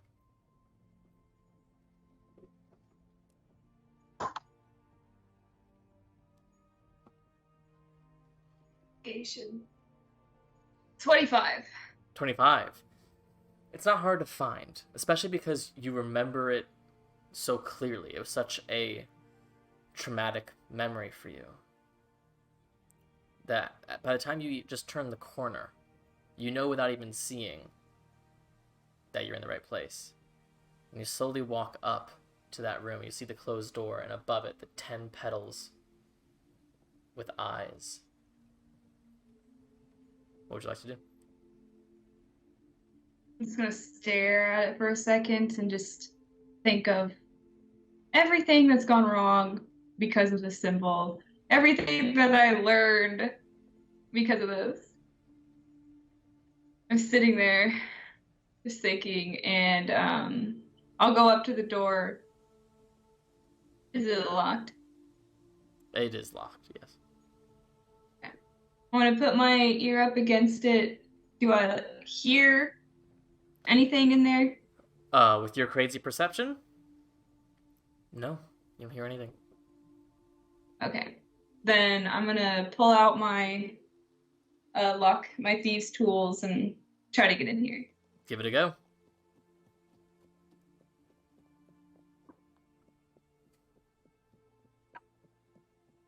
$21. 21. Not a problem for you. You are highly skilled in this. You hear the click of the lock turn its place, and you slowly, silently open the door. And you're immediately hit by the memory of the last time you opened that door. Of seeing the circular space filled with cloaked figures, all with the eyes of Gaia pins. Of seeing some sort of arcane runes scrawled on the ground and copper pieces strewn around the floor. You remember making your attacks. You remember Keeneye pulling down his hood to try to calm you down. And you walk into this space now, and it is bare. No arcane runes, no people, no copper pieces. It looks as if it had never been used before. So it's just like a cave. Essentially Oh, a large circular cave. Yeah. So if I kind of search on the ground, see if I could see anything, because it was an arcane circle. Is there any traces of anything at all? Make an investigation check. Oh no. That was an 11. 11? No, I mean, thinking back now, you're not sure what the arcane runes had been, made of? But whatever it is, all evidence that they used to be here is gone. And it's just one singular room. It doesn't lead off to anywhere else. Yep, seems like it. Okay. Then I want to keep going down as deep into this section of the underground, seeing if there's any other kind of symbol for the Eyes of Gaia anywhere, keeping an eye out for that. Alright. You continue down these hallways. Eventually you get to that teleportation room that you came in through. But as you continue traversing, you see no more rooms marked with the symbol of the Eyes of Gaia. Okay. So I want to... It's like every door locked in here if I just... Yeah. If you were to go through and try every door, yeah. Okay. Is there a certain area that seems like there's more foot traffic? It's hard to tell. There's certainly far less foot traffic here than the rest of the underground. In fact, the entire time that you're investigating this place, you don't see anyone. Okay. You remember that a lot of this area was the Anvil Arms domain, where he was doing a lot of his black market stuff. And you're not sure if maybe they've just found a new place to do it in the Anvil Arms' absence, or if he took a lot of that business with him. But whatever it is, this seems like it is far past its heyday. Okay. Can I go to the room that has a teleportation circle? Absolutely. Yeah, because you need somebody to activate it, right? Yes, and last time you were here, you remember that there was someone on the other side and someone in this room that were just, manning it. Yeah, I want to see if there's somebody manning this then. Okay. You approach the door, which is closed, but you put your ear to it, and you hear what sounds like gentle scribbling on the other side. And it's locked. Yeah. Well, I'm just gonna try it. I'm gonna knock on the door. You hear the scribbling stop. Huh? Who is it? I'm just gonna keep knocking. You hear grumbling. And you see one of the planks of the door pushed aside, and you see a pair of old human eyes looking around. Ah? Are you invisible? Yeah, I'm invisible. So Ah, who's there? keep knocking. It's not funny. I can't help you if I can't see you. I hear a tapping at my chamber door. Alright, bug off. The plank closes. Okay. Do I still have one of those smoke bombs that... 'Cause didn't Alexios make 2 and we've used 1? Yes, I just don't know who has the one. I thought I did. Alright, sure. Yeah, okay. So I want to take the last one I have. And I'm like, Alexios, I'm sorry if you're not wanting me to use it this way, but I am. And I'm gonna, like, set it off and roll it underneath the door. If possible, if it fits. Looking at, I mean, there's just like a pretty small distance between the door, and this is like a palm-sized bomb. Ah, dang, it won't fit. Probably not. You can get him to open the Was plank the and okay? Was the plank big enough to fit one in? Maybe. Okay. Then I want to just kind of go off to the side. I'll wait like half an hour or so, and then I'll try knocking again. Okay. You knock again. He goes, if that's you again, fuck off.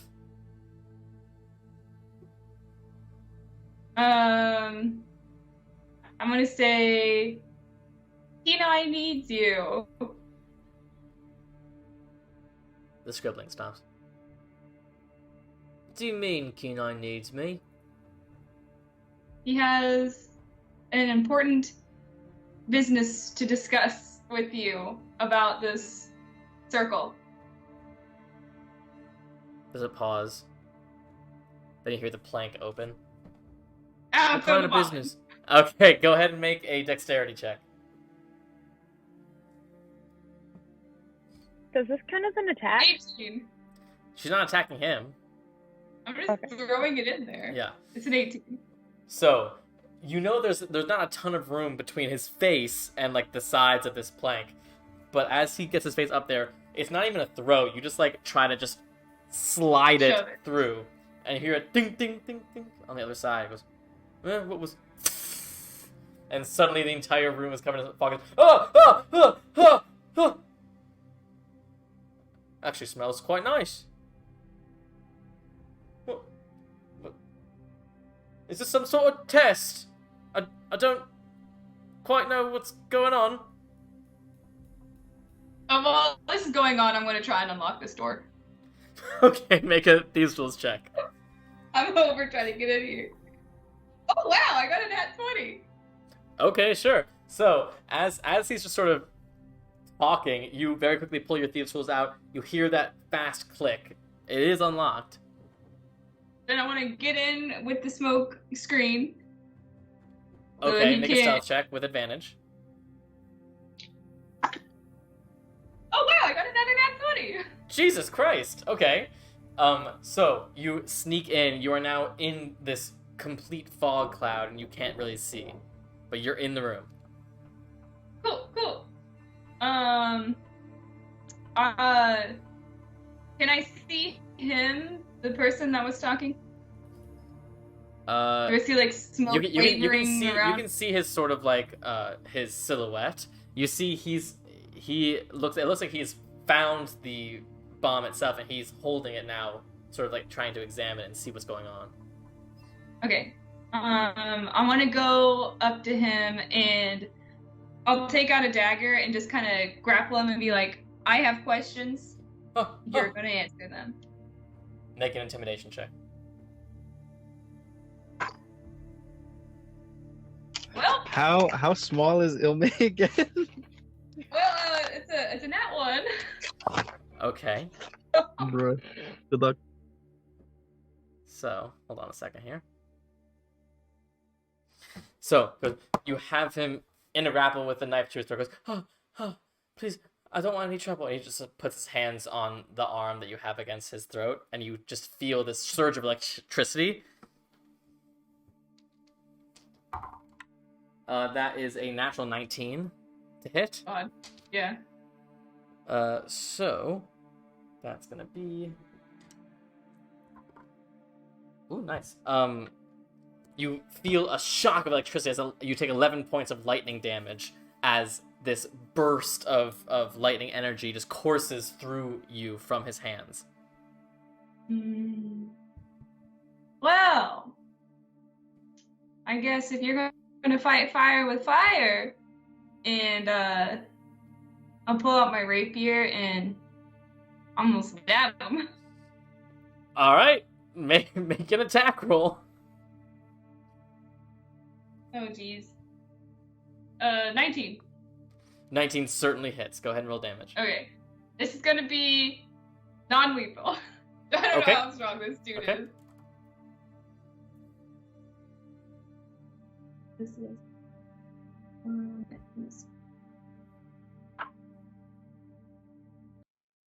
Nine. That's 15 points total.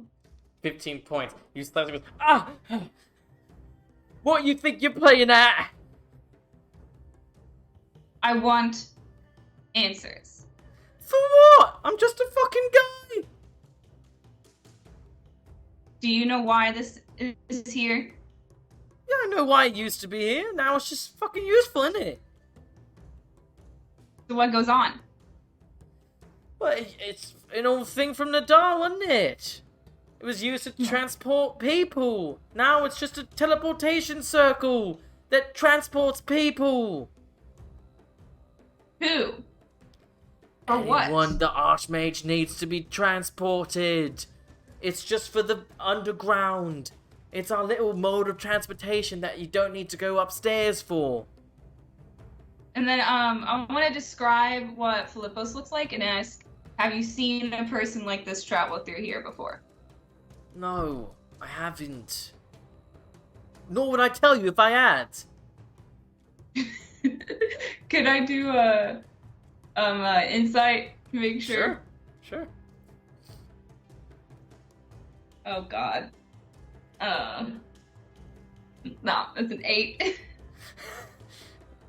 Yeah, I mean, it's hard to tell because the fog cloud is still just sort of like emanating through the space, and it is clearing up as this is going on, but still, he's obscured enough that you can't really read his facial expressions or anything. Okay. Well, then I guess you're useless. I want to look around since the fog is kind of clearing up, and trying to figure out where he was scribbling stuff at, and just swipe all papers that I could find. Sure.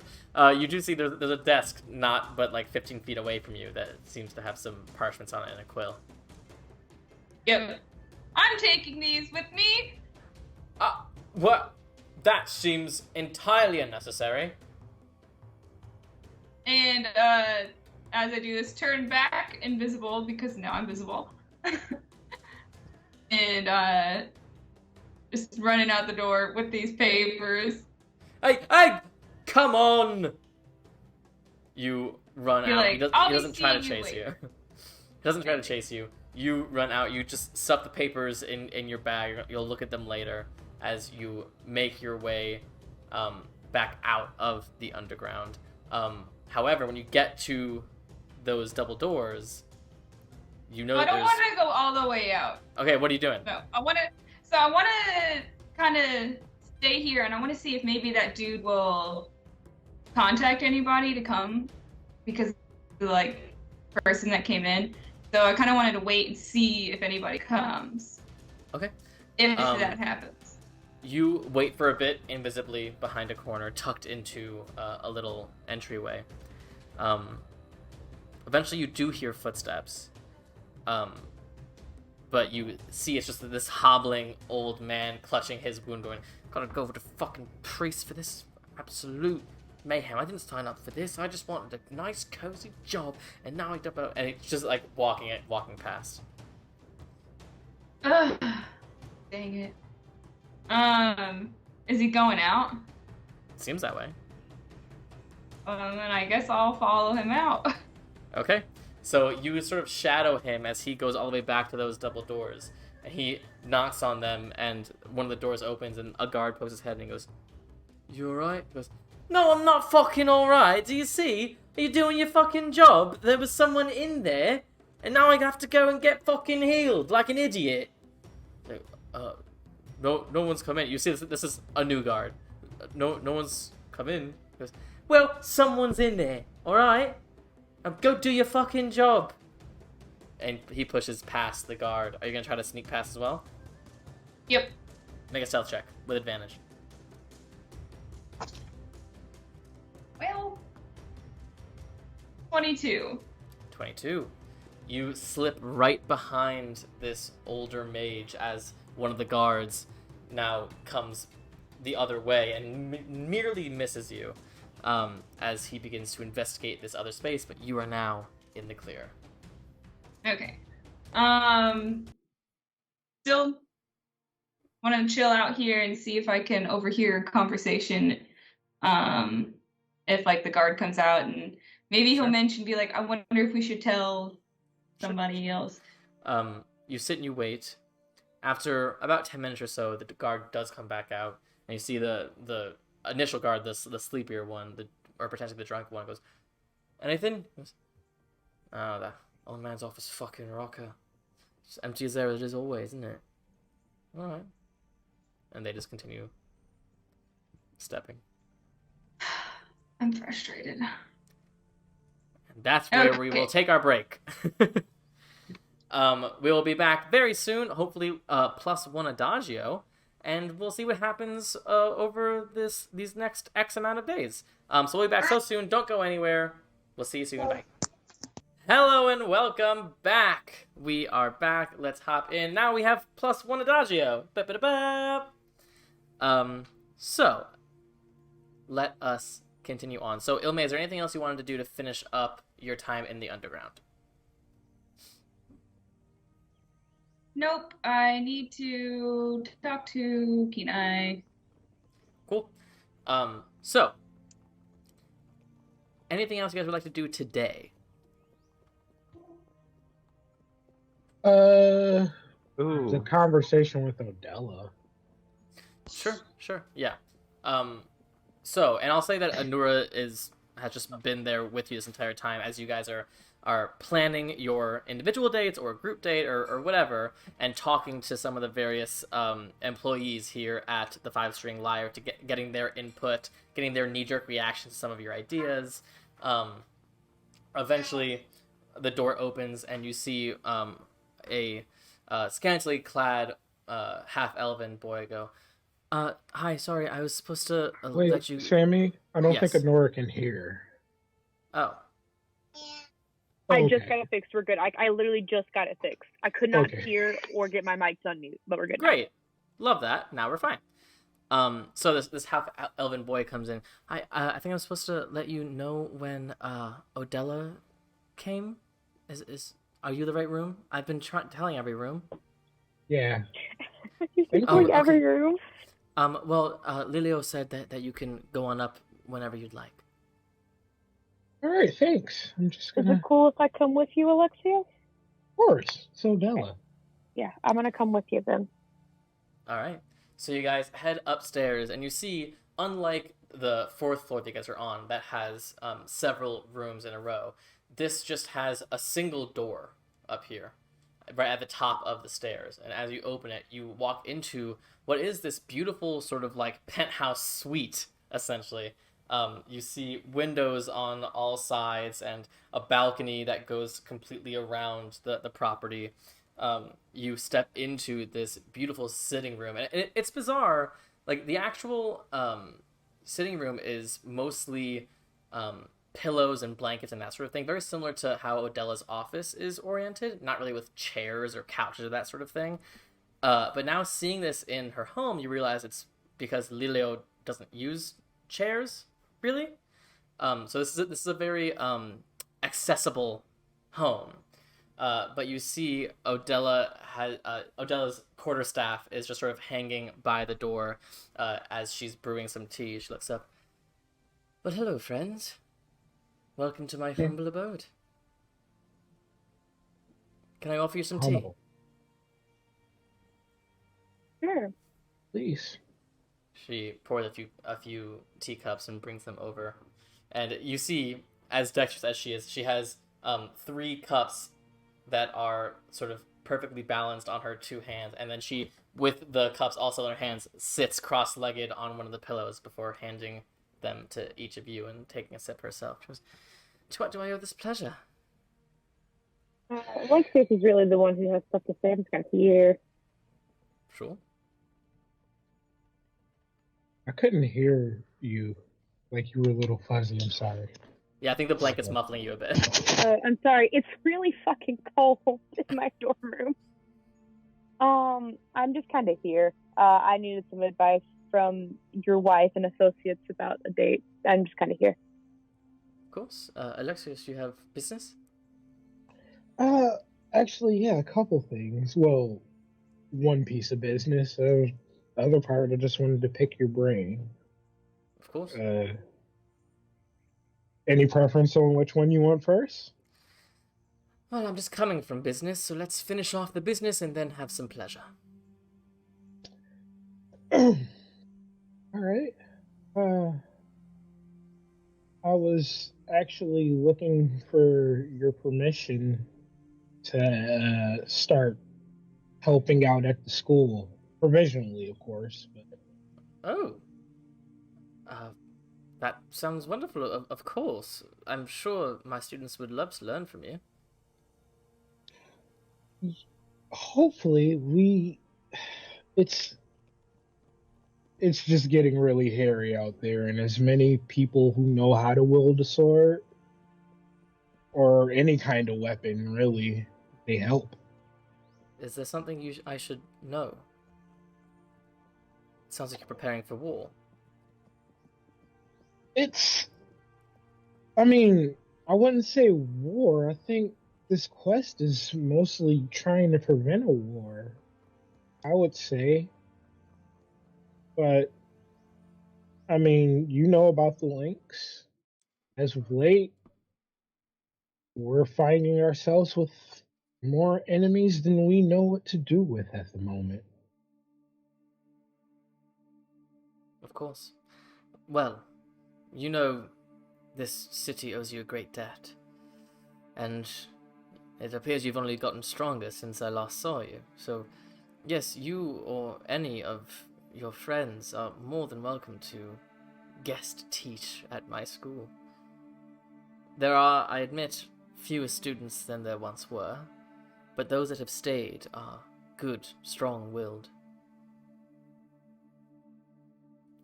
I mean, I would assume that it'll be hard to get students after there's no more gauntlet, but I mean, you still have a lot to teach. You have experience. I do, and as long as there will be men, there will be people looking to be glorious adventuring heroes.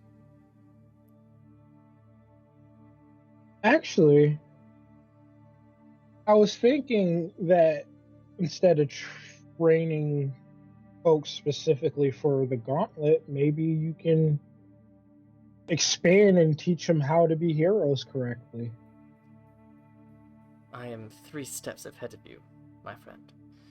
There is no real point in training for the gauntlet if there is no gauntlet, but the idea of the gauntlet was always designed to be a quick study guide on how to be a good adventuring hero.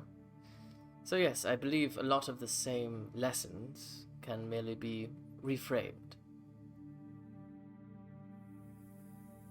It's happy to know that. Oh, I'm happy to know that you've thought of this already.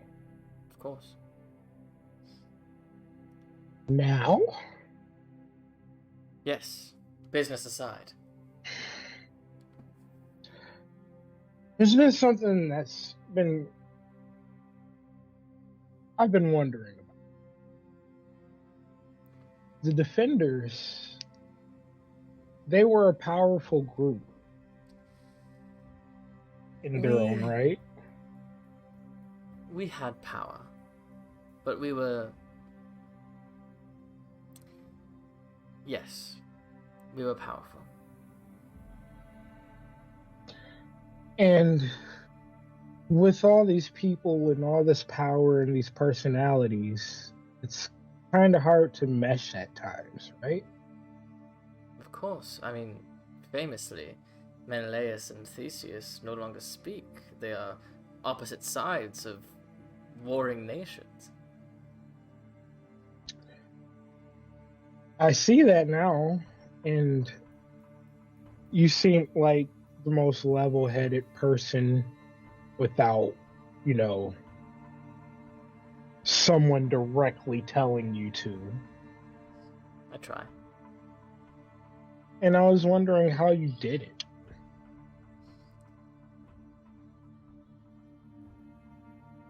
It was easier for us. We met, immediately went through the gauntlet together, immediately started preparing a city for war, immediately fought a dragon, and then in the weeks after, very quickly fell apart.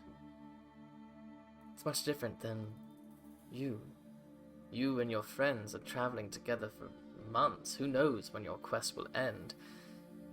We held ourselves together for a week at most before the infighting caused tension.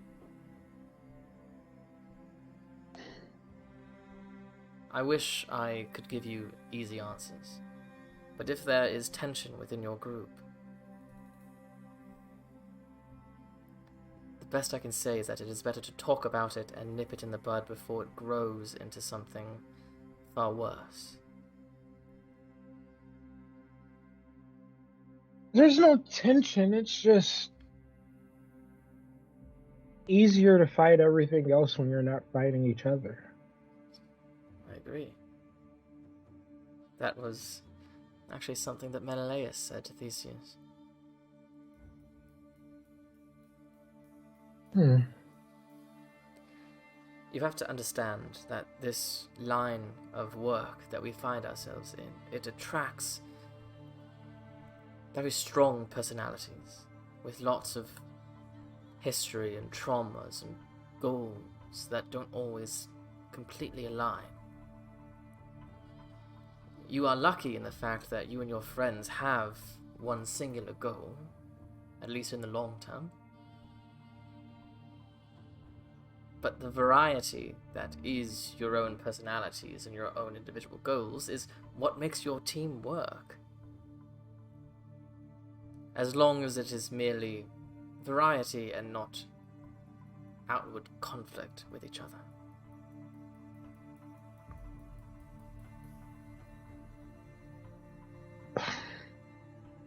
That gave me slightly more questions than answers, but you talk kind of like a god. Has anyone ever told you that? That is merely the long life cycle of an elf. Alexios, what is worrying you?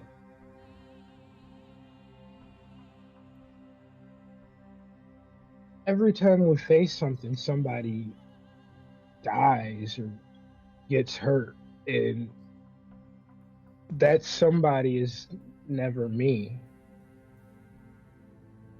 And after a while, it feels like it's my fault. Like, I can't protect anyone. Can I jump in before Odella says anything? Of course. and turn to Alexios and like grab both of his hands to make sure he is looking at me.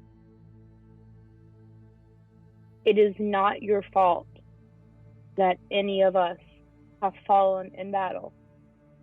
It is not your fault that the first one of us who fell in battle was me in the gauntlet of all places.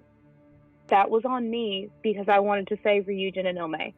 It is not your fault when Adagio fell. It is not your fault when Ryujin fell.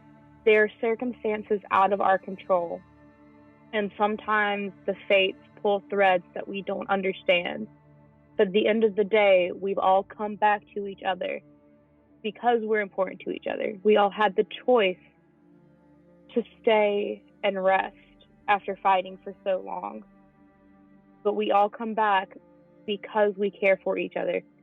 It is not your fault that any of us died when we did and came back. Some things are out of our control, and I know you want to be able to control everything, but sometimes you can't.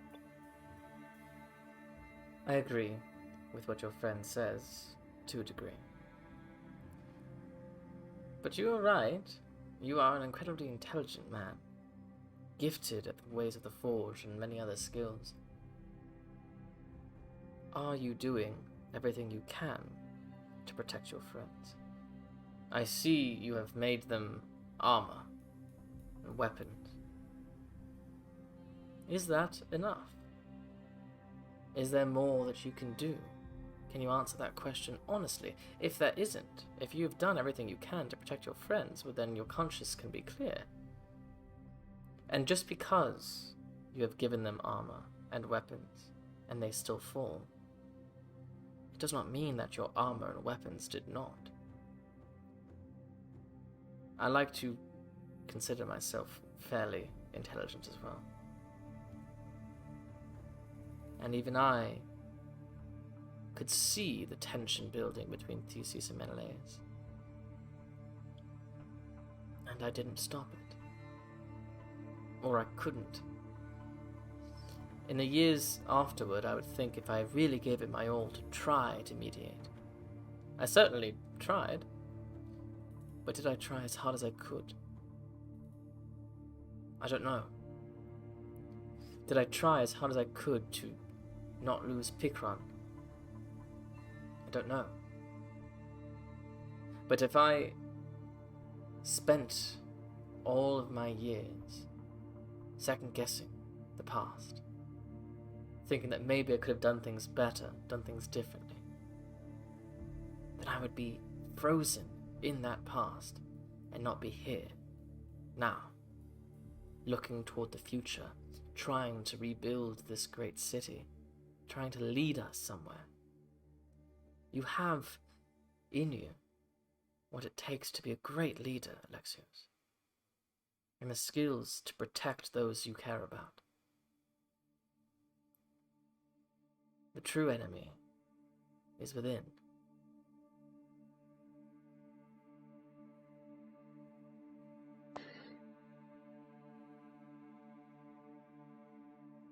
It doesn't all the way make sense, but I'll give it time.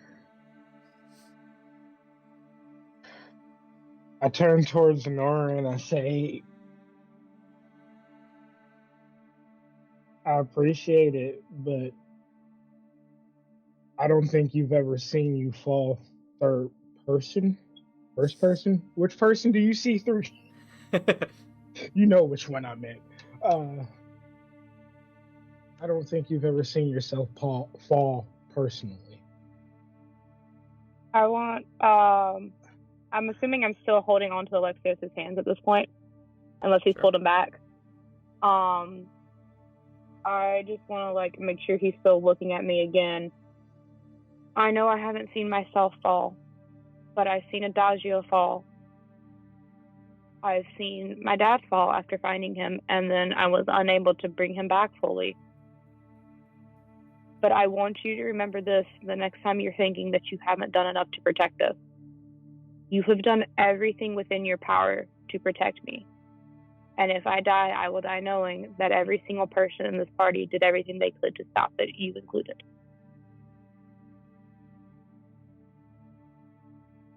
And while it'll be sad that I died, yes, you can't blame yourself for us falling in battle.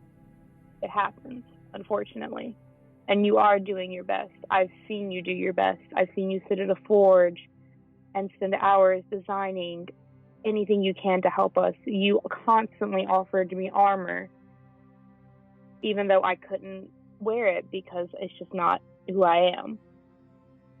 But you consistently are planning ahead, trying to find the safest path for us, trying to make everything safer for us in any way you can, whether it be a weapon, whether it be something like the smoke bombs you made Ilme, whether it be armor, anything and everything, or just being there to say that, hey, that's a bad idea, don't do it. Or like with the race to Olympus, you took on the final challenge because you knew you could do it and you didn't want the rest of us to go into the arena and fall knowing that you could have done it yourself.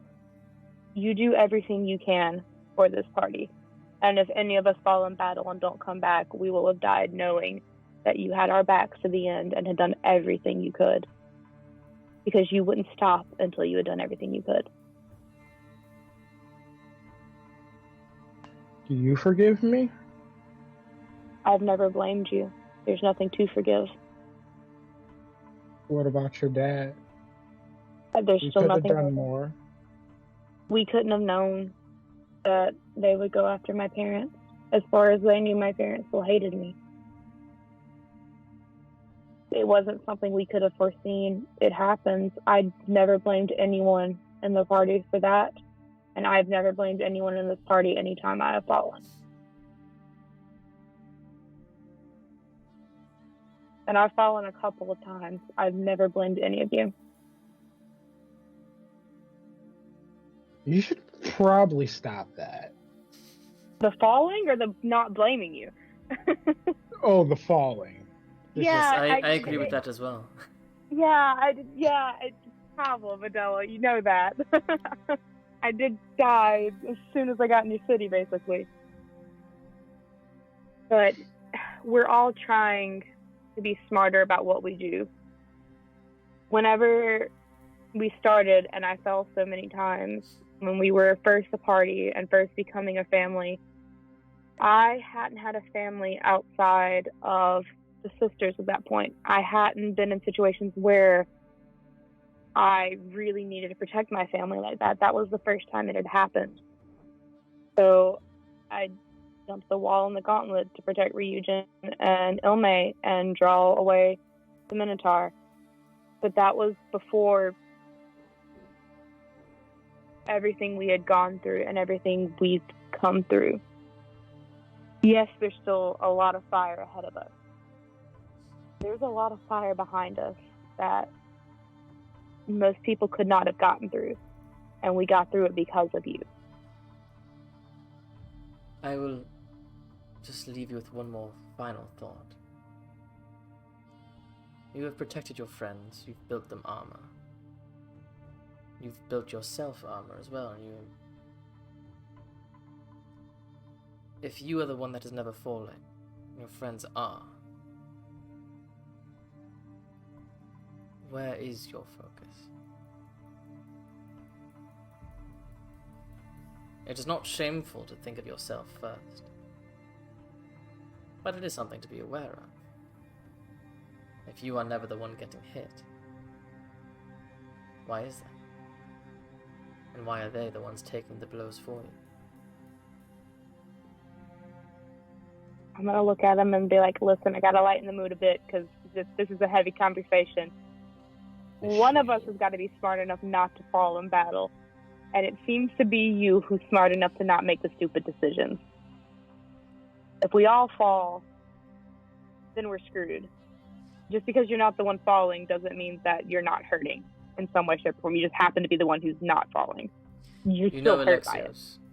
In the wars of legend and history, kings fought alongside their men.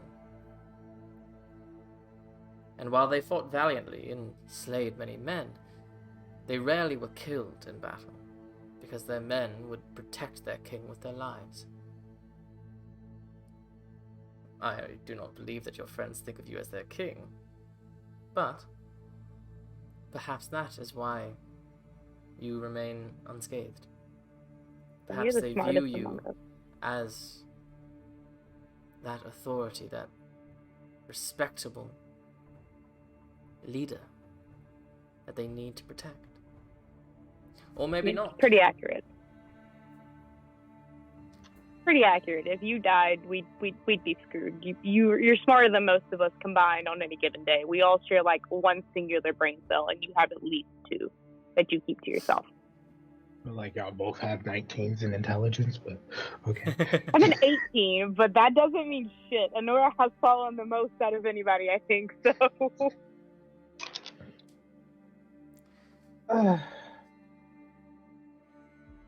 I'll take all of this into consideration. Of course. Hey, random look for question my for both own you and your answers. wife. Yes? Where's a good place in Delphi to get food for a date, like to take on a picnic? I was just gonna ask that. Well, the best picnic spot is on the Lord's Peninsula. There's that beautiful great lawn with a beautiful view of the city. You could lay out a blanket and eat. Where would be a spot that's a little like less of the view of the city, where you'd be able to like, look up and see the stars whenever things get dark, and not deal with like the light from the city as much? Well, if you have a way of getting there, the patch of land that used to house the Oracle's temple is sitting there unused. Do I know where that's at, Sammy? Oh, yeah. I mean, that's where you Okay. went into the gauntlet. But Okay, cool. you remember that you had, like, the Delphi sits on a river that splits on either side of the city, and where that splits is where that sort of patch of land is, and on this plane of existence, there is just a ruined temple there. But when you went into the gauntlet, you went through a dimensional rift, and saw that on that other plane of existence, it was beautiful and completely intact. But here, on this plane of existence, it stands there, but it is in ruins and abandoned, essentially. And can we go through the dimensional rift still? Is that a thing? Does anyone know? I mean, the way you got there the first time was through a specific boat with something on it that came from the Oracle. But like that patch of land where the ruined temple is still there, and it's Yeah. like fairly You just open. have to cross the river to get there. Yeah, like there's no bridges going there, but Okay. it's just a river. But I could. There's a way to get past that. I can handle that. Okay, cool. Where's a place to get food though, like to go that we could take on these picnics, or like what would you suggest? Because I've never actually been on a date. There are lots of wonderful restaurants. I would recommend going to the Fishbone District. That's where the docks are. You'll find lots of wonderful seafood, and there are also just incredible chefs who make their home there. You can go to basically any restaurant that you find there, and you'll find good food. All right. Hey, Nora. Hey, Alexia. I have a couple ideas to help you with that if you want it. I was planning something of a light show at some point in my date. God. Okay. Can I look at Odella and be like, is Lilio here during this conversation? No, you haven't seen her. Oh, I'm gonna like look at Alexios and look to Odella and be like, I'm gonna go find your wife and get her opinions on what we have planned. Definitely her area of expertise. Adele just And I haven't laughs asked her and yet. she goes, please, I am the mastermind of my relationship. Oh, do tell. I need the details. I need to know this. Whatever you decide, I'm sure it'll be lovely. Okay, well then I want your opinion if you're the mastermind of the relationship. All right. What I wanted to do, since of course there's the whole stars thing. Adela doesn't know who Lenora's mom is. I just realized that. Well, long story short, I have a relationship with one of the muses, but I didn't know that I had specifically Urania. Wonderful. And so the stars are, super important. And of course, I have the mark on my arm that, reflects the stars above me. And so what I wanted to do, since, stars are a big thing for me, is do a picnic like right before sunset under the stars somewhere. And as the constellations pass overhead and the ones that are changing are different, point out like specific constellations and then like point them out on my arm kind of thing. And then I might stop you there. Yeah. Just a knee-jerk reaction to that is that it feels very internal, very centralized on you. It might be a better first impression to focus on your partner. What would they like? What would they like to do? I don't know. Because Well, that might be a good first step. She asked me out, and then we had to leave the city, and now I have to plan the date because I made her wait so long, and I don't know what to do. I don't know what you will do, and you can do a great many things, but in general, I once told Lileo that women are like flowers. Oh my fucking god. Alexia, please just go, huh?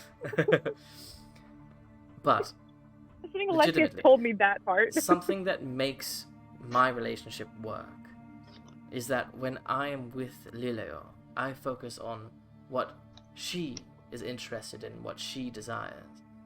And she reciprocates that by thinking about me and my desires. And together we are both thought of and taken care of. But if this is a first date? Yeah. This is a first date, and you merely talk about your relationship with the stars and pointing out constellations and such.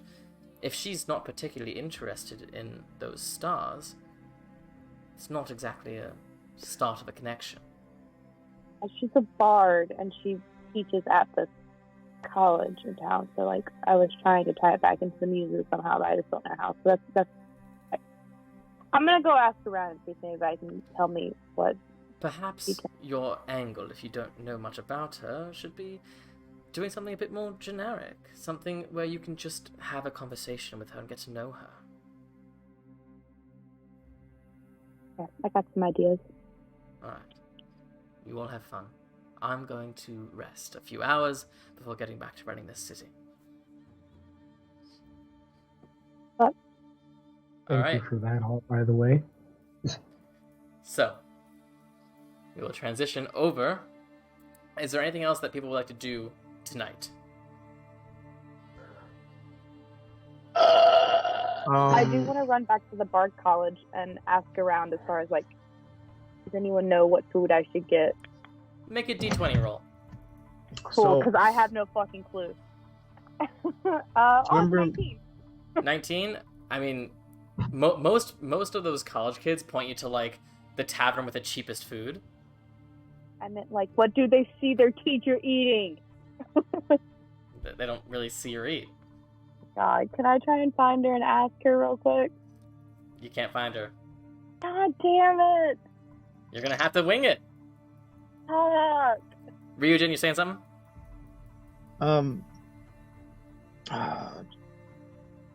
Yeah. So, do you remember when I described the pool, right? Yeah. I was like, all right, there's deep enough where I can submerge myself, and there's maybe a little temple situation, with a statue beside it. A little shrine, yeah. Yeah, kind of like a little like a little inlet, Mm-hmm. So I failed to describe one more thing, which is fine. Sure. It's fine. But I guess I don't have any spells that can do that kind of thing. What are you trying to do? Okay, well, so one of the points when I described this thing, because I had written it down, but I totally forgot to say it, and it was so long ago. But it was I was gonna make that because it's inside, right, or is it outside? It's in a room. It's inside. Yeah. So I was gonna make a little another little what's the word I'm looking for? I have no idea. Basically, imagine it's limestone, and there's like a cutout for like a little cubby, Sure. you know, where I would just have Ryujin just like sleep underwater. Oh. I totally forget about that. But Okay, that's okay. I mean, 'cause I can, it was not designed that way. But if you Yeah. want to make that your little side project during this downtime, you can chip away at it, and you can help to make that cubby. yeah, sure. It won't be ready I'll, for tonight, certainly, but I can Yeah, help no, you. that's fine. That's Don't fine. some of us It's an know aquarium. Shapestone? Stone shape or molder? Stone shape or mold? yeah. Do whatever you the have stone? I mean, Adagio, you and Ryujin have been at the house most of the day. Do you know stone shape today? Depends on. I don't know when the heck was the last time I updated my spell list. Either way, Can I say you sure? can prepare it tomorrow if you'd like. Yep. I'll let Ryujin know. He can start chipping away, and I'll smooth it out. All right. Hell yeah, sounds good. So, eventually, you all, on your own time, make your way Awesome. back to Sunbrow Manor and rest. You wake up the following morning. The day is yours. I know Ilme and Adagio wanted to go see Keeneye. Alexis and Honora had their date tonight. What's going on? The way you said and you wake up and the day is yours, that pause made me think something was about to happen. Nope. You wake up and you're all on fire. Yeah. That's what I was thinking, but like then I was like, fire doesn't hurt Dexterity. two of us that much. All right. What are you guys doing? Alright. Adagio, I'm willing I'll to ask go about- see Keeneye. Oh, You want to go with me? I have questions. obviously, we have tea time every other Tuesday, so I can catch up on our adventures. He's gonna write a novel. I'm excited. Adagio, before you leave, can I borrow that drift globe you had? I named him Andrew, and that's yeah. Can I borrow Andrew? Why are you Yeah. borrowing Andrew? Andrew causes daylight, right? Yeah, he can cast daylight. I have something planned. You be careful with Andrew. And he So doesn't like can to I touch have- the floor, so make sure to make him float. Oh, all haste. If I ever get the chance, I will awaken this drift globe.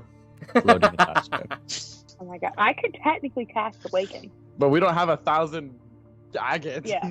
If you can get the diamonds, I'll cast Awaken on this drift globe for you. Doesn't Awaken only work on plants?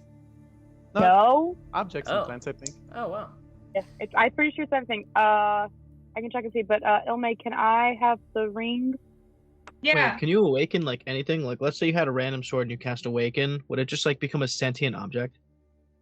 After Like, how does that spending the work? casting time tracing magical pathways from the precious gemstone, you touch it. Oh no, it's a huge, smaller beast or plant. Yeah, there you go. You can The like target turn a gains an tree into an intelligence- awakened tree. Yeah. The What if target I- must have a no intelligence score or an intelligence of 3 or less. Yeah. The target gains an intelligence That's so of 10. sad. It's Henry Can Kraft. I awaken a tree and carve it into a doll? Oh god, that's how you get a haunted doll. It would feel it, wouldn't it? Yeah, it would go, ow! Yeah. It's okay. I hate It's wrapped that. in the beauty. Anyway, so, yes. Honora, you can take Ilme's ring. Or, I mean, yes. That's how you get Demeter to kick your ass, actually. Tormented Or a Artemis, for fucking that tree. matter. Literally Yeah. tortured a tree. Yeah. I brought it to life Oh my just to God. torture it. Alright, Ilme and Adagio. Anyone else want to join them at Keeneye, or is it going to be those two?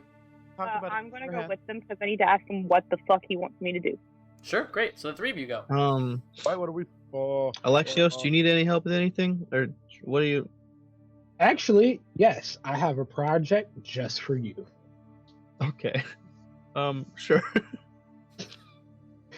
I would up until like date time, and I would try to make that around like when the sun is going down. Sure. did tell I you will to use work my code on first time. gauntlets of ogre power.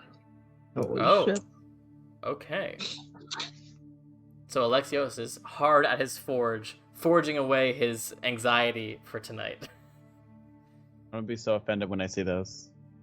Why?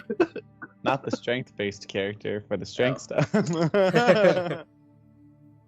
Alright, so Honora, Adagio, Ilme, you guys make your way to the Whispers, which still has like a sort of feel about it, even though the supernatural fog has long since faded. But when you get to the echo chamber of the central spiral, it still does make you a bit uneasy. And eventually you get to the central tower, the Eye, and you see the obsidian door, and as you approach, the arcane eye opens. I have a question. Yeah. Was this place architecturally built specifically for the Whispers? Yes, what do you mean? Like it was built so that everything would like bounce around and whisper? Yes, yeah. Weird. But the district was named after that effect. Yeah. It wasn't called the Whispers before it. Yeah. So no, actually, I guess, have we ever even gotten to Keeneye's tower while it was Keeneye's, like, on purpose without teleporting in? Because I don't know how to answer this door. Oh, I'm just gonna knock. I'm gonna go and be like, we're here to see Keeneye. Let us in. The Eye looks down at you, blinks, and then the door swings open. Last time it was like a dragon's head or something, right? Back when it was Nadara's tower, yeah. That's so funny. It's Yeah, it an was eye. dragon's head Oh door my God. handle. And now it's a keen eye. Haha. Oh my fucking god. Nothing if Still not branding. So you guys That means make your nothing way if not into this consistent. tower. You are preparing yourselves because you've gone into this tower 1,000 times. You know that it's like this crazy long, almost unnaturally long staircase. But so you begin this spiral ascent, and you immediately hit a door. I'm dead. Nadar's an asshole. I'm gonna knock on the door. You knock on the door, and it just swings open at your touch, and you find yourselves at Archmage Keeneye's office. And you see there are papers strewn about, and he sits at his desk. He stands as you approach. He goes, "Ah, it is a pleasure to have you all back in the city. Uncle Keeneye. How are you all?" Oh my God. Well, I'm not dead, so, you know, That is definitely a wonderful. plus. To what do I owe this pleasure? I Business. got some questions. Wonderful. I hope you are here to find out more about this ritual. 15 days. 15 days. My lucky number. We know your accent is fake. Give it up, kid. I'm just bad at the accent. Yeah, we had some thoughts, questions, concerns. Of course. Would you like Gotcha. to see the ritual space? I would. Is that ready? Well, yeah, we said 15 days, so I guess It it's is getting prepared. ready, but I can show you what we have prepared. Oh, bet, let's go. He goes to his desk, and you remember as he pulls this open that there is some sort of like stone in there with some arcane glyphs, and he presses one of them, and you hear almost like a shunting behind you. He goes, "Please down the stairs." I feel like After I've you. seen this before. Sure. He leads the way. He goes down the stairs, and whatever has changed, it's certainly not the stairs you just came up. He descends, and he descends further than you walked up, and you find yourselves at another door. He opens it and allows you all entry. And this door is filled with people. There are mages in purple robes, some in black cloaks that you recognize Ilme as Eyes of Gaia cloaks, and they're all just sort of doing stuff in this chamber. You walk in, and it's almost an oblong chamber, and you're coming in at one of the points of it. But this central chamber has these sort of arcane ley lines built into the stone of the chamber, and right in the center is a small pedestal, and on that pedestal is one long rod, and above that rod, just sort of standing there, is this large, slightly glowing arcane crystal that's just sort of sitting atop this thin rod on this pedestal. And you see, as you look around and you get your bearings, what looks like 5 different chambers that jut off of this central chamber. Looking around, you see they're small, triangular. They all look they seem to be the focus of where a lot of this attention is, and they all seem to be small, and more importantly, you can sort of see into all of them from around the center of this space. And Keeneye reaches out his hand and goes, "What do you think?" I want to look around for dry blood. Dried blood? Go ahead and make a perception check. Ooh. If perception's a +0, that was garbage. Ooh, okay, well, that's a 12. 12. You don't see any dried blood. This entire chamber looks fairly untouched, new Ooh. almost. Like the stone is still shining. I want to touch it. I'm just like swipe my finger on something like, wow, you're fancy down here. We try. I'm gonna look in the chambers. Do they all look the same, or do any of them like have like random differences? There are differences, actually. Yes. You see, they all have in chalk or some sort of chalk-like substance what appears to be an arcane circle. Very sort of similar to the teleportation circle that you've seen before, but with different arcane runes, different sort of anatomy to it. So that is constant through all of the chambers, but everything else about the chamber is very different. You see one chamber has just a bunch of small candlesticks that cover the floor, even like some intercepting the actual arcane circle itself. You see one chamber has a very thin layer of water, almost like not even just like sort of to get the bottoms of your feet wet, that sort of just sits. One chamber has series of copper coins just sort of scattered around the floor. Ilme, that one catches your eye. Another chamber has what looks like wood shavings, almost like wood chips that are just sort of sprinkled around the floor. And the last chamber has some sort of dust or ash that has just sort of been sprinkled. It almost looks like pepper has been sprinkled on the floor. I want to try to guess which one is which. Sure. I'm gonna be offended if the candles isn't me. You go over to the candle one. Ilme goes, or not Ilme. Keeneye goes, "Of course you will be drawn to that one. That is where you will be doing yours." What's that? What's that over there? Cayenne pepper? The ash chamber is where your friend Alexios will be having his ritual. Then what the heck are the wood shavings for? That is for your friend Cora. I'm sorry. I just didn't What did think he say? this was something Cora would be into. Well, when I met her when she came to the tower, she seemed very interested in the idea.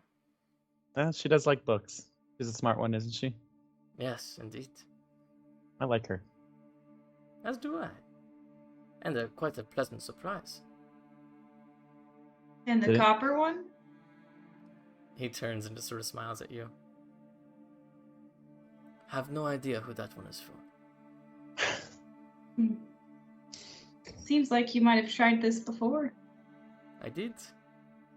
I wish that it could have gone better that time, but I hope I can redeem myself in this ritual. Guess we'll find out. He sort of just looks at you for a while, and then looks at all three of you. You do not trust me. I do not blame you. I have done lots of things that would perhaps give you this perception of me. And I admit I have not been entirely honest with my intentions and my motivations behind this ritual. I sense that you, or at least some of your party, are on the fence about whether or not you wish to participate. And so to clear up any sort of confusion or concerns, if you would like, I could tell you the complete truth as a symbol of good faith. Zone of truth. The Do fact he lied in the first place is sketchy already. I trusted you, Uncle. I Why would you mean, lie to I me did like not lie. I merely omitted Withheld some the truth. details. There are elements of my motivations that I have not told anyone. They are, frankly, personal and somewhat embarrassing. And perhaps we can have this conversation in your office. Not with the other randoms. Whatever would make you all most comfortable. At this point, my main priority is getting you all to participate. I want 6,000 gold. I'm just messing with you, Uncle. His I eyes will are pretty much just consider- focused on Ilme. I will consider doing this ritual if I get to meet Philippos first. I know he's here. And I want to talk to him. Alright. I will call for him. Would you like to wait in my office? I'll wait here with I everybody. don't know, we've seen that one before, Sammy. Alright. You there? He calls over to someone in a robe. Will you get Philippos from downstairs, please? Yes, sir. Person What do leaves. the eyes of Gaia robes look like?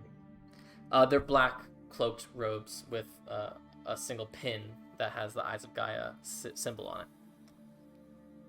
But do they look nice? They don't look shabby, but they're not like elegant or regal. They're fairly basic. I want to make my cloak look like that, but like cool. For sure. You have a little bit more style than theirs does.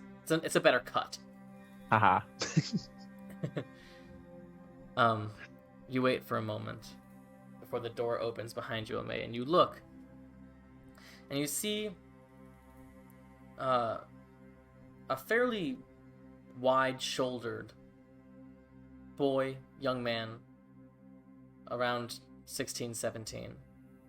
He's got short brown hair and the beginnings of what he hopes will eventually become facial hair. He looks muscular, he looks strong, but those eyes are what allow you to recognize him as the kid that you used to know.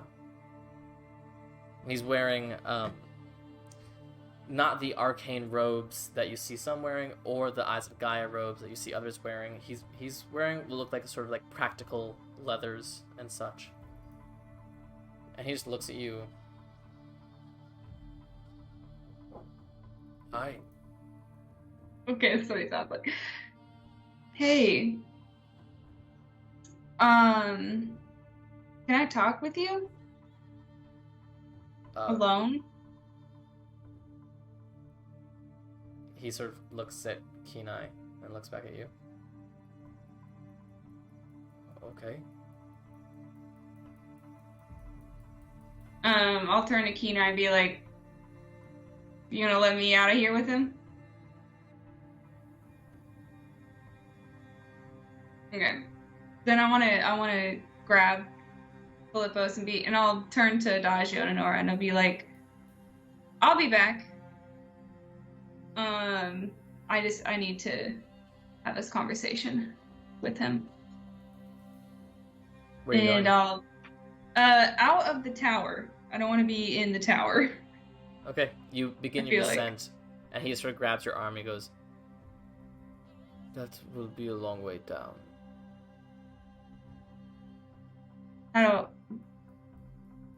I'm not having this conversation in this building. It might be worth asking the Archmage to change the stairs to make it easier to get out. Turn to Keeneye and be like, I asked if you'd be willing to let us out. I did not realize you meant the tower. He snaps his hand and the stone appears before him. He just presses a button. if you hear the shunt behind you. Please.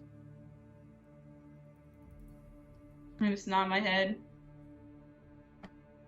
and walk out with. You walk Philippos. out, a mere 4 steps later, you are out of the tower. Okay, cool. You want to walk with me for a minute? Alright.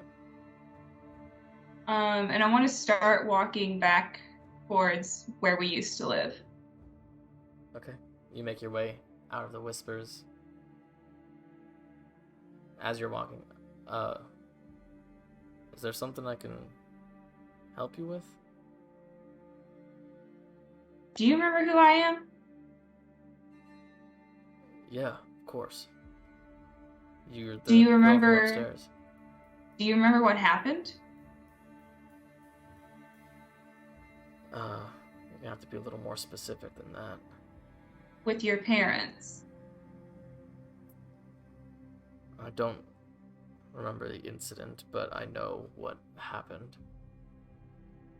Can you describe it to me? There's a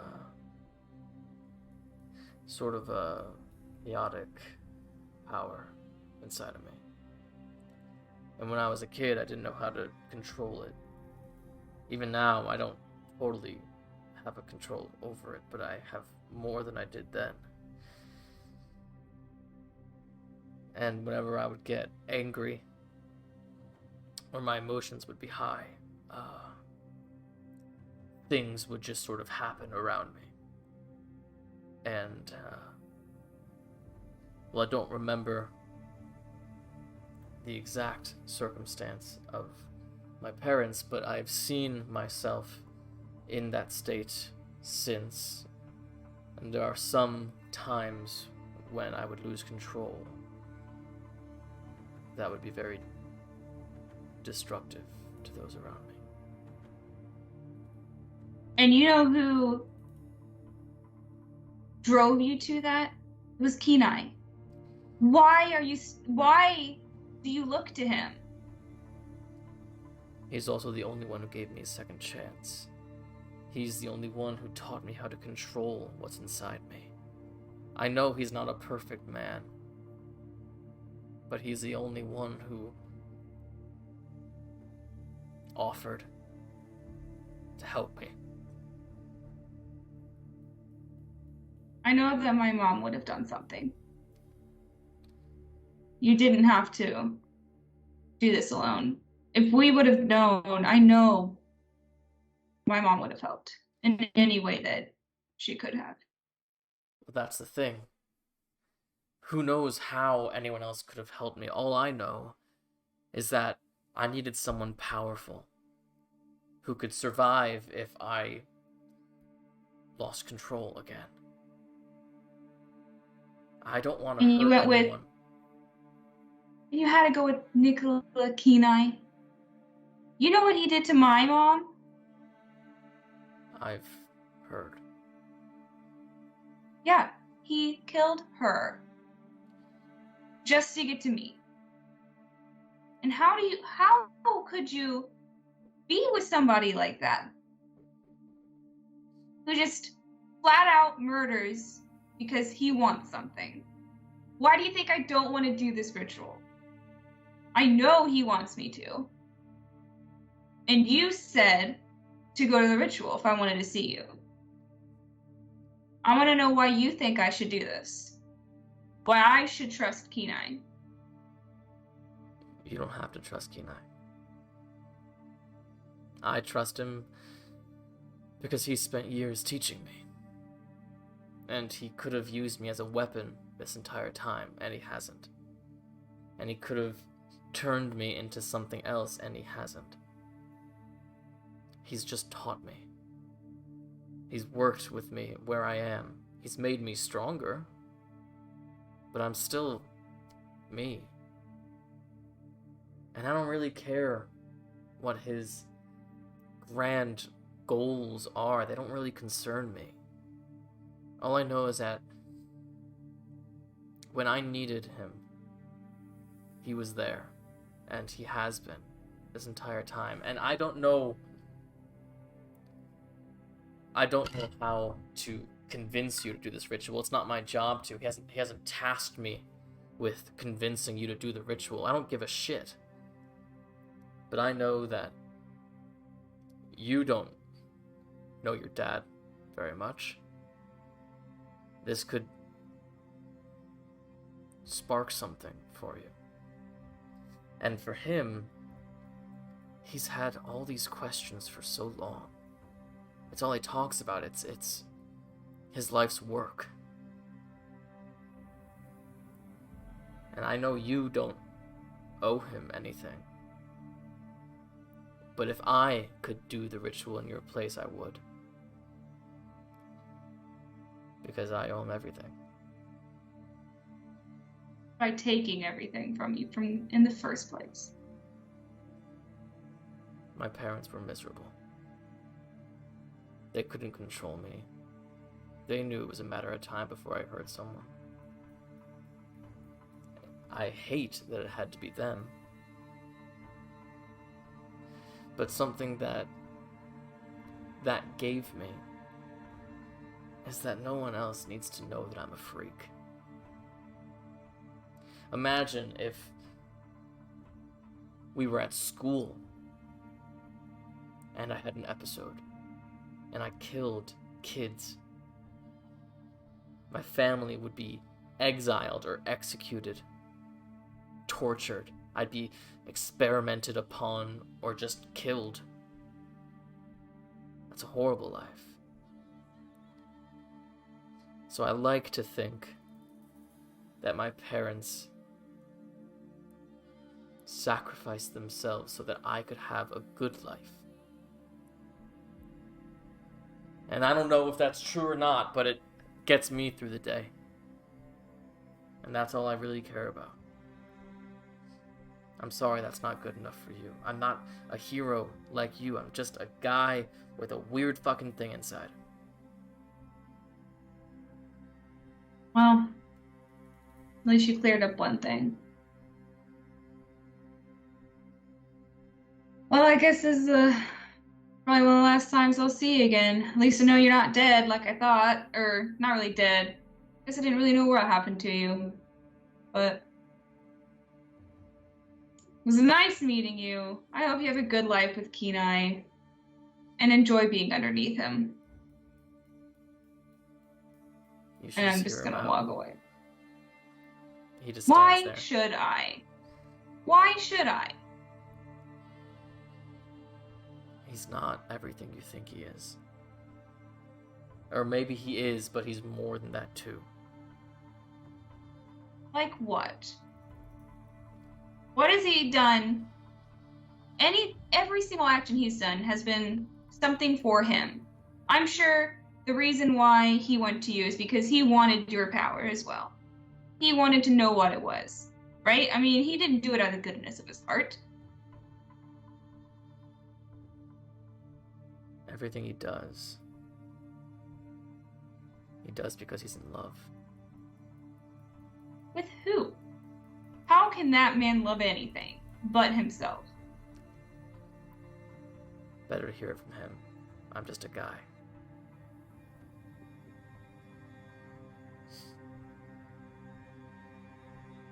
That intrigues.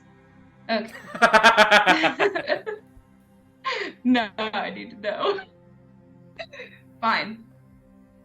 We'll see what he has to say.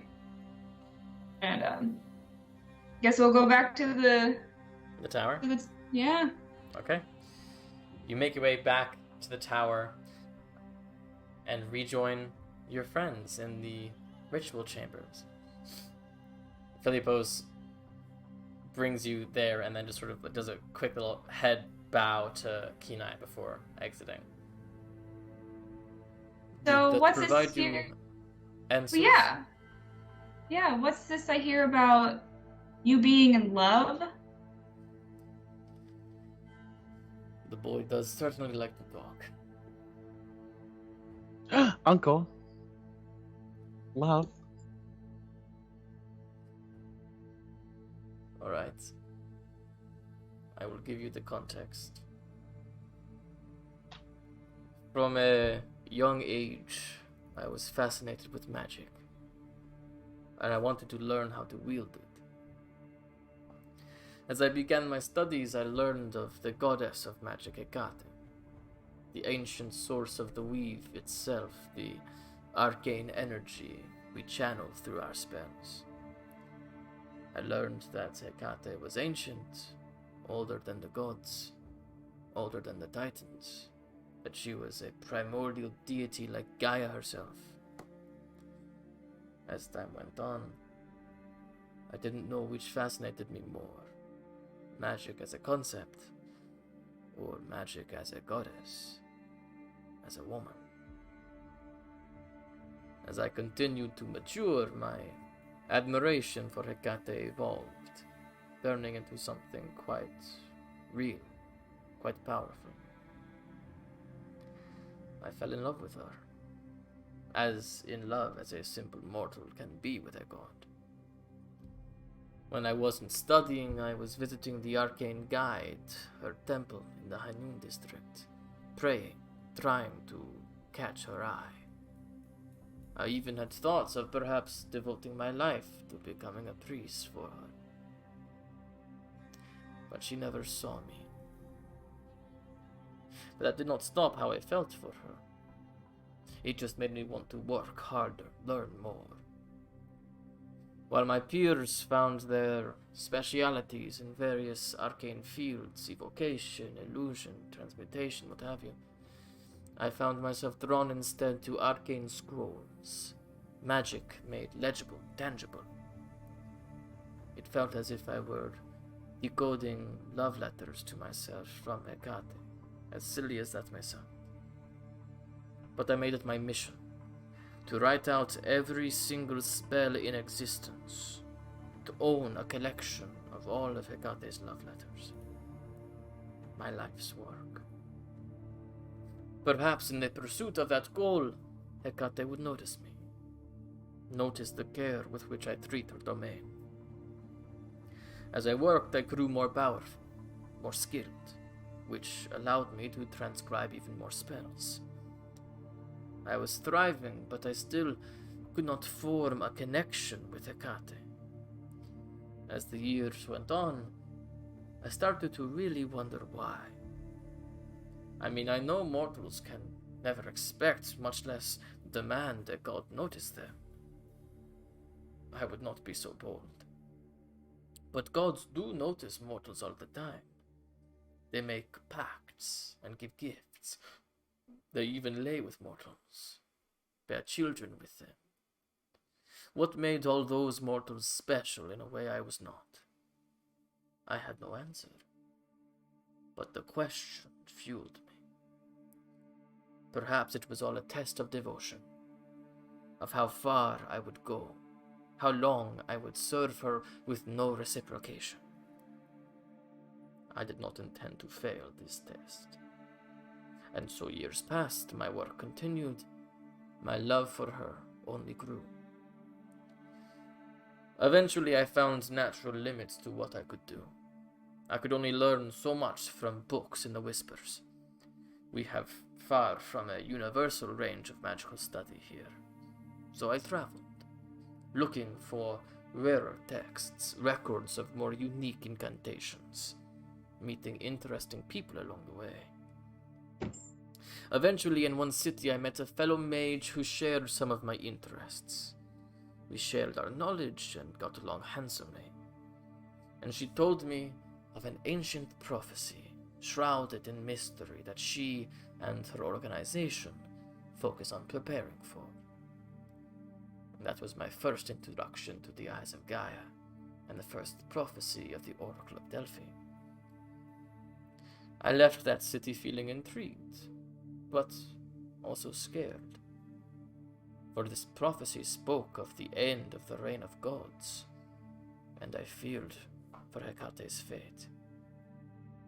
So I remained in contact with the Eyes of Gaia, and returned to Delphi, which had the added benefit of allowing me to research this prophecy in the home of the Oracle herself.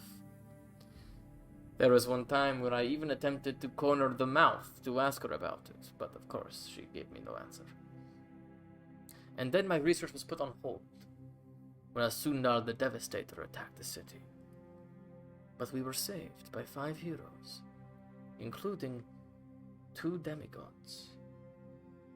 And I realized that they, the true power demigods are capable of, when they have a common goal, when they can be focused and channeled in a specific direction. And I knew in that moment that they would be the key to saving my beloved Hecate. So I gave myself a new mission: to find demigods and train them, preparing them for battle, preparing them to defend Hecate. But that is easier said than done. The obvious beginning to my journey would be to start with Phaeton. But he was uninterested in my ideas. He had his own traumas, own duties and goals. He had no time nor interest in changing the course of his life to prepare for a war that may not happen for many lifetimes. And I could not blame him for this. I had the idea that perhaps it would be easier to recruit demigods if they are young, before the point of needing to retrain them. But young demigods would not simply fall into my lap. So I began collecting practice students, children with exceptional gifts, if humble beginnings. I would train them, figuring out my system, so that it could be perfect by the time a real demigod appeared, whenever that may be. In the meantime, I continued my eternal search for more of Hecate's love letters, to transcribe and complete my collection. And one day the eyes of Gaia contacted me to tell me they had just found an ancient text from just after the Divine War, and had purchased it from a collector on the Isles of Ilium. The text, they said, seemed to be the intersection between my 2 chief interests: a book about demigods, interlaid with arcane runes and sigils. So they gave me this book to research, and when I unlocked it, the world opened up. It took many months to piece together the runes into something clearer, but when I did, I discovered a spell I had never seen mentioned before anywhere. A crowning jewel for my collection: Godsblood divination. The perfect missing link to everything I had worked for all my life. Imagine all I could learn with this ritual. I could ask about methods of finding more demigods. Turns to Adagio. If I had a child of Apollo, I would finally have a way to ask him directly about the wording of the oracle's prophecy. With a child of Hecate, I could speak to her at last, make my case to her. And above it all, it would forge a much closer, much more powerful connection between demigod and god. When demigods speak to their parents, the gods come to the mortal, but this spell brings the mortal to the god. No mystery, no smoke and mirrors, just 2 people in a room, talking. That is why I am doing this, Ilme. That is why you should do this. To forge that connection with Hermes. To prepare yourself for war.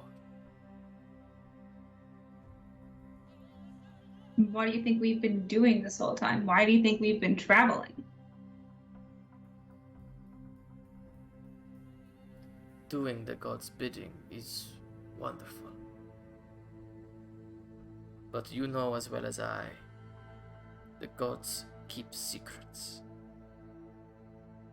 The only way to avoid that misinformation, the subtle hints and pokes, is to talk to them directly on their turf. Where does Hermes go when you do not see him? What does Apollo do when he is not carrying the sun around the sky? These are answers we can achieve. Knowledge we can use to help them win the war that is coming and coming fast. I have a outside of character question. Yeah. How does Apollo carry the sun and seduce my mother at the same time? So sometimes he carries a sun, sometimes he doesn't. Sometimes Phaeton does it. Phaeton never does, no. He learned his lesson. He said, but he's a god. He can do two things at once. Ah. Yeah. I was like, wait a minute, Apollo, you sneaky dog. And so, if this ritual brings us to the gods, will this make them mortal in some way? How can a mere mortal be able to talk to a god? Would it bring them down to our level? Would this be some way for this whole entire war to even start? There is nothing in the spell that would make me think that is what it would do, no. This will merely... The gods always exist, even if they are on different planes of existence or in different forms. This will merely take you to wherever your god is at the moment the ritual is completed. You will have 5 minutes to converse with them in that space. And then it would be your choice to allow them into your body for a minute to speak to the rest of us. What happens to our body? According to the ritual, you become a temporary conduit for their arcane power. But it has never been attempted before, or at the very least, there is no record of it being attempted in the book. It is possible that when the god leaves your body, you could be left with new power or gifts that the god's energy has left. Or our bodies will burn up because a mortal is not supposed to have the power of a god. Ah, but that is the key. God's blood runs through your veins. It is the God's blood that will keep you alive. You are not mere mortals. You have God's blood in your veins that will allow you to harness the power of the God, if for only a moment. For just 1 minute. 1 minute? You have 1 minute to talk to each of our parents? That is why I have friends. If this will all be happening simultaneously, I cannot be the one asking all the questions. I thought this was going to happen one at a time. It cannot. For one thing, I am only so powerful, I cannot cast this spell over and over again. But the ritual is very clear, it must be completed at midnight. And these rituals have all been started at the same time, so either they all happen simultaneously, or we must wait 1 entire month later to do another. God damn.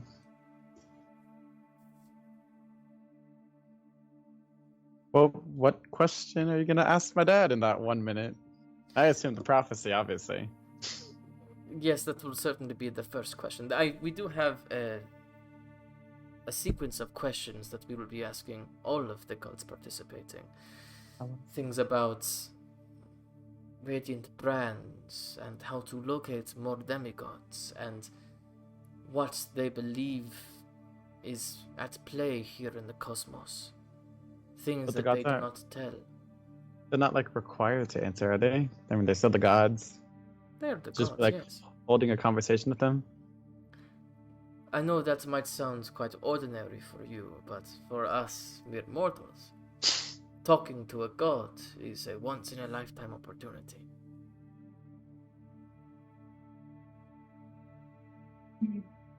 Did you know that there's a... Perhaps I will ask Hermes what Limbo looks like now if Hades is missing. Are the bodies all just waiting at the underworld, or are they now waiting in Limbo? Oh, I could have told you that. They're literally waiting at the gates. another question that I will not need to ask. Yeah, we should look through the lists together. Oh my god, that'd be so much fun. Because then I gotta ask my dad some questions, and you guys will have more time to ask questions, and then we don't That have is questions. why I will not, respectfully, show you these questions ahead of time. Because when we get to the actual moment, I will be relying on my faith in you. It is the decision of both you and your god of whether or not the second part of the ritual takes place. And Wait, so the god could also refuse? Of course. But as I am the one doing this ritual, it is my humble request that you do complete that second part of the ritual, so that I might be able to ask the questions I ask.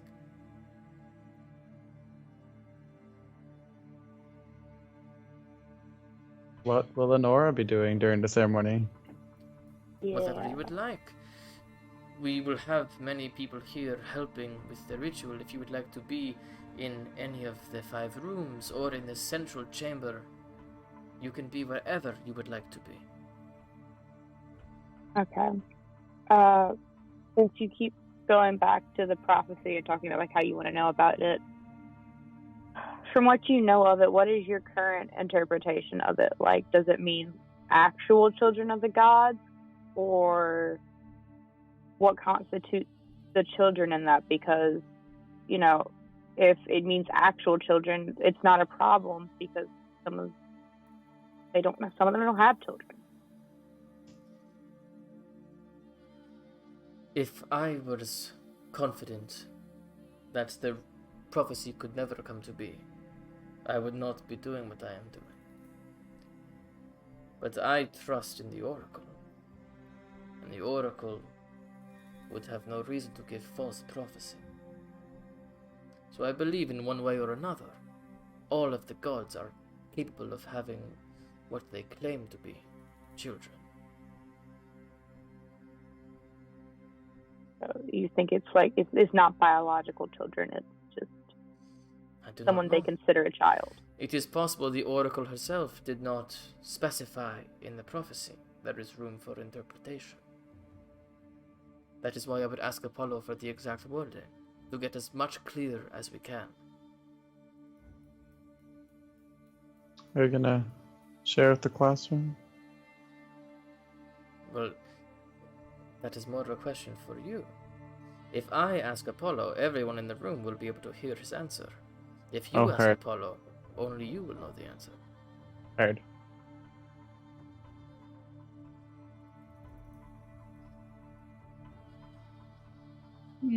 Well, I still don't have a definitive answer for you. But at least I have some more context. And you do know that there is a child of Hecate that's in Xander. Yes, I am aware of the Grand Countess, but as I said, it is much easier to work with young demigods. Perhaps, if this ritual is successful, it can serve as a trial run, and then I will ask Arikto if she would be so kind as to join me for another. Wait. So after this ritual, if you learn how to collect demigods, you're just gonna collect and train young demigods here in Delphi? Yes, For of course. a war? Yes. And as quickly as I can, as I believe the war is right around the corner. I mean, any means necessary? Nod my head at Ome? Or He takes a deep breath. I know I have done things that you do not approve of, Ilme. And I admit, you cannot have a mortal's conscience when you are wooing an immortal. I have done things that perhaps are a bit nefarious, but all in the name of the greater good. I don't know about that. killing a person just because you want to get to a child. Doesn't really sit right with me, no matter what you say. Ilme, you and I have the most history here. I know you will be the hardest to convince. I hope, whatever your feelings are toward me, that you can discover some sort of advantage you can see to having a face-to-face conversation with Hermes. Despite See, what I want from it. I've already had a face-to-face conversation. I didn't need you to finally meet my dad. He came to me. Yes. And did he tell you everything you need to know? It's not like I had that many questions for him. I didn't really care about who my dad was for the longest time. Till I finally figured out that I was a demigod. Well, then your room can go to waste, and you can merely be here to support your friends who do choose to participate. I'm sure I can find another Hermes demigod at some point. Maybe I would do the ritual, but it's just you that I don't want doing it. I am the only one powerful enough to do the spell. But I will not be in your chamber, if that is the question. I will be here, and he points toward the central pedestal with the crystal on top. Well, I guess I still have 15 days. Of course. Anything else? You guys have any more questions? Oh. No? Alright. Well, it was an enlightening conversation. I hope to see you soon. Guess we'll see. The And door then- behind you opens, seemingly of its own accord. Walk out then with everybody else. Are we still doing tea on Tuesday, Uncle? He just sort of chuckles to himself and turns around and begins directing his people to do something. I take that as a yes. You all walk out of the tower and find yourselves back in the center of the whispers. Is Well- it nighttime now? Yes. Nice. Oh, I guess no, this is the first thing in the morning, so it's like midday. Oh, JK, Yeah. haha. What part of the lunar cycle would you say it was? Hard to tell right now. Would Honora know? It's still hard to tell. I mean, like, I would think that they, like, would kind of keep track of that kind of thing. It is a waning crescent. Okay, cool. Wait, if it's 15 days to the full, it's on the full moon, right? No, No, it's Wait, just no, it midnight. doesn't do Midnight lunar on that cycle, day. never mind. Yeah. never mind. I'm an idiot. Say Well, it that again. was different. Did not expect that. Oh man, That's for sure. I didn't get to ask him about the animal sacrifices. Oh well. Okay. Well, I'm gonna head back to the manor. And I don't know if y'all are coming with me or not. I gotta go get ready for a date. Yeah, I think I'm gonna go to the library. I love the library. You want to join me? Always. I have these really good books. I mean, they're mostly about Hermes, but if you're uninterested, obviously. Poseidon has these really good ones too. As you guys talk and make your way out of the whispers, the uneasy, potentially truthful revelations ringing in your ears, as not a single insight check was made. We're gonna end our session there. It's just too good not to be like insight check. That's real. That's real. I have Yeah, a like, I honestly did not want to interrupt that. I mean, at with all. your had, with your like- passive insight, I mean, it seemed like the most truthful thing he has said to you yet. I'm gonna go home and write What about- Hecate and Is that to Keeneye me smile. or Ilme? I'm assuming Who Ilme's has the passive higher insight? It's not me. I don't have good insight. Yeah, I'm I pretty have sure a it's Nora. 17. I have a 17. Are you an 18? Yeah, I have an 18. Yeah. So yeah, Child I mean, skip, he yeah, that's he something. seems to be almost uncomfortably honest. Like he's really not used to talking that much about actual stuff. You still get the sense that like there's probably stuff that he's not completely telling you, but that is by far the most honest he's ever been with you. Sweet, good to know.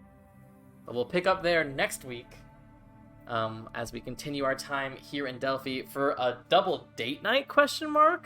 So you two have a full week to plan your dates, and I'm very excited to see what happens. Assuming I'm that so Nora's glad date you shows made up. To work on the Listen, I'm going to pick her up. All right, we will see you guys next week. Everyone say bye. Bye.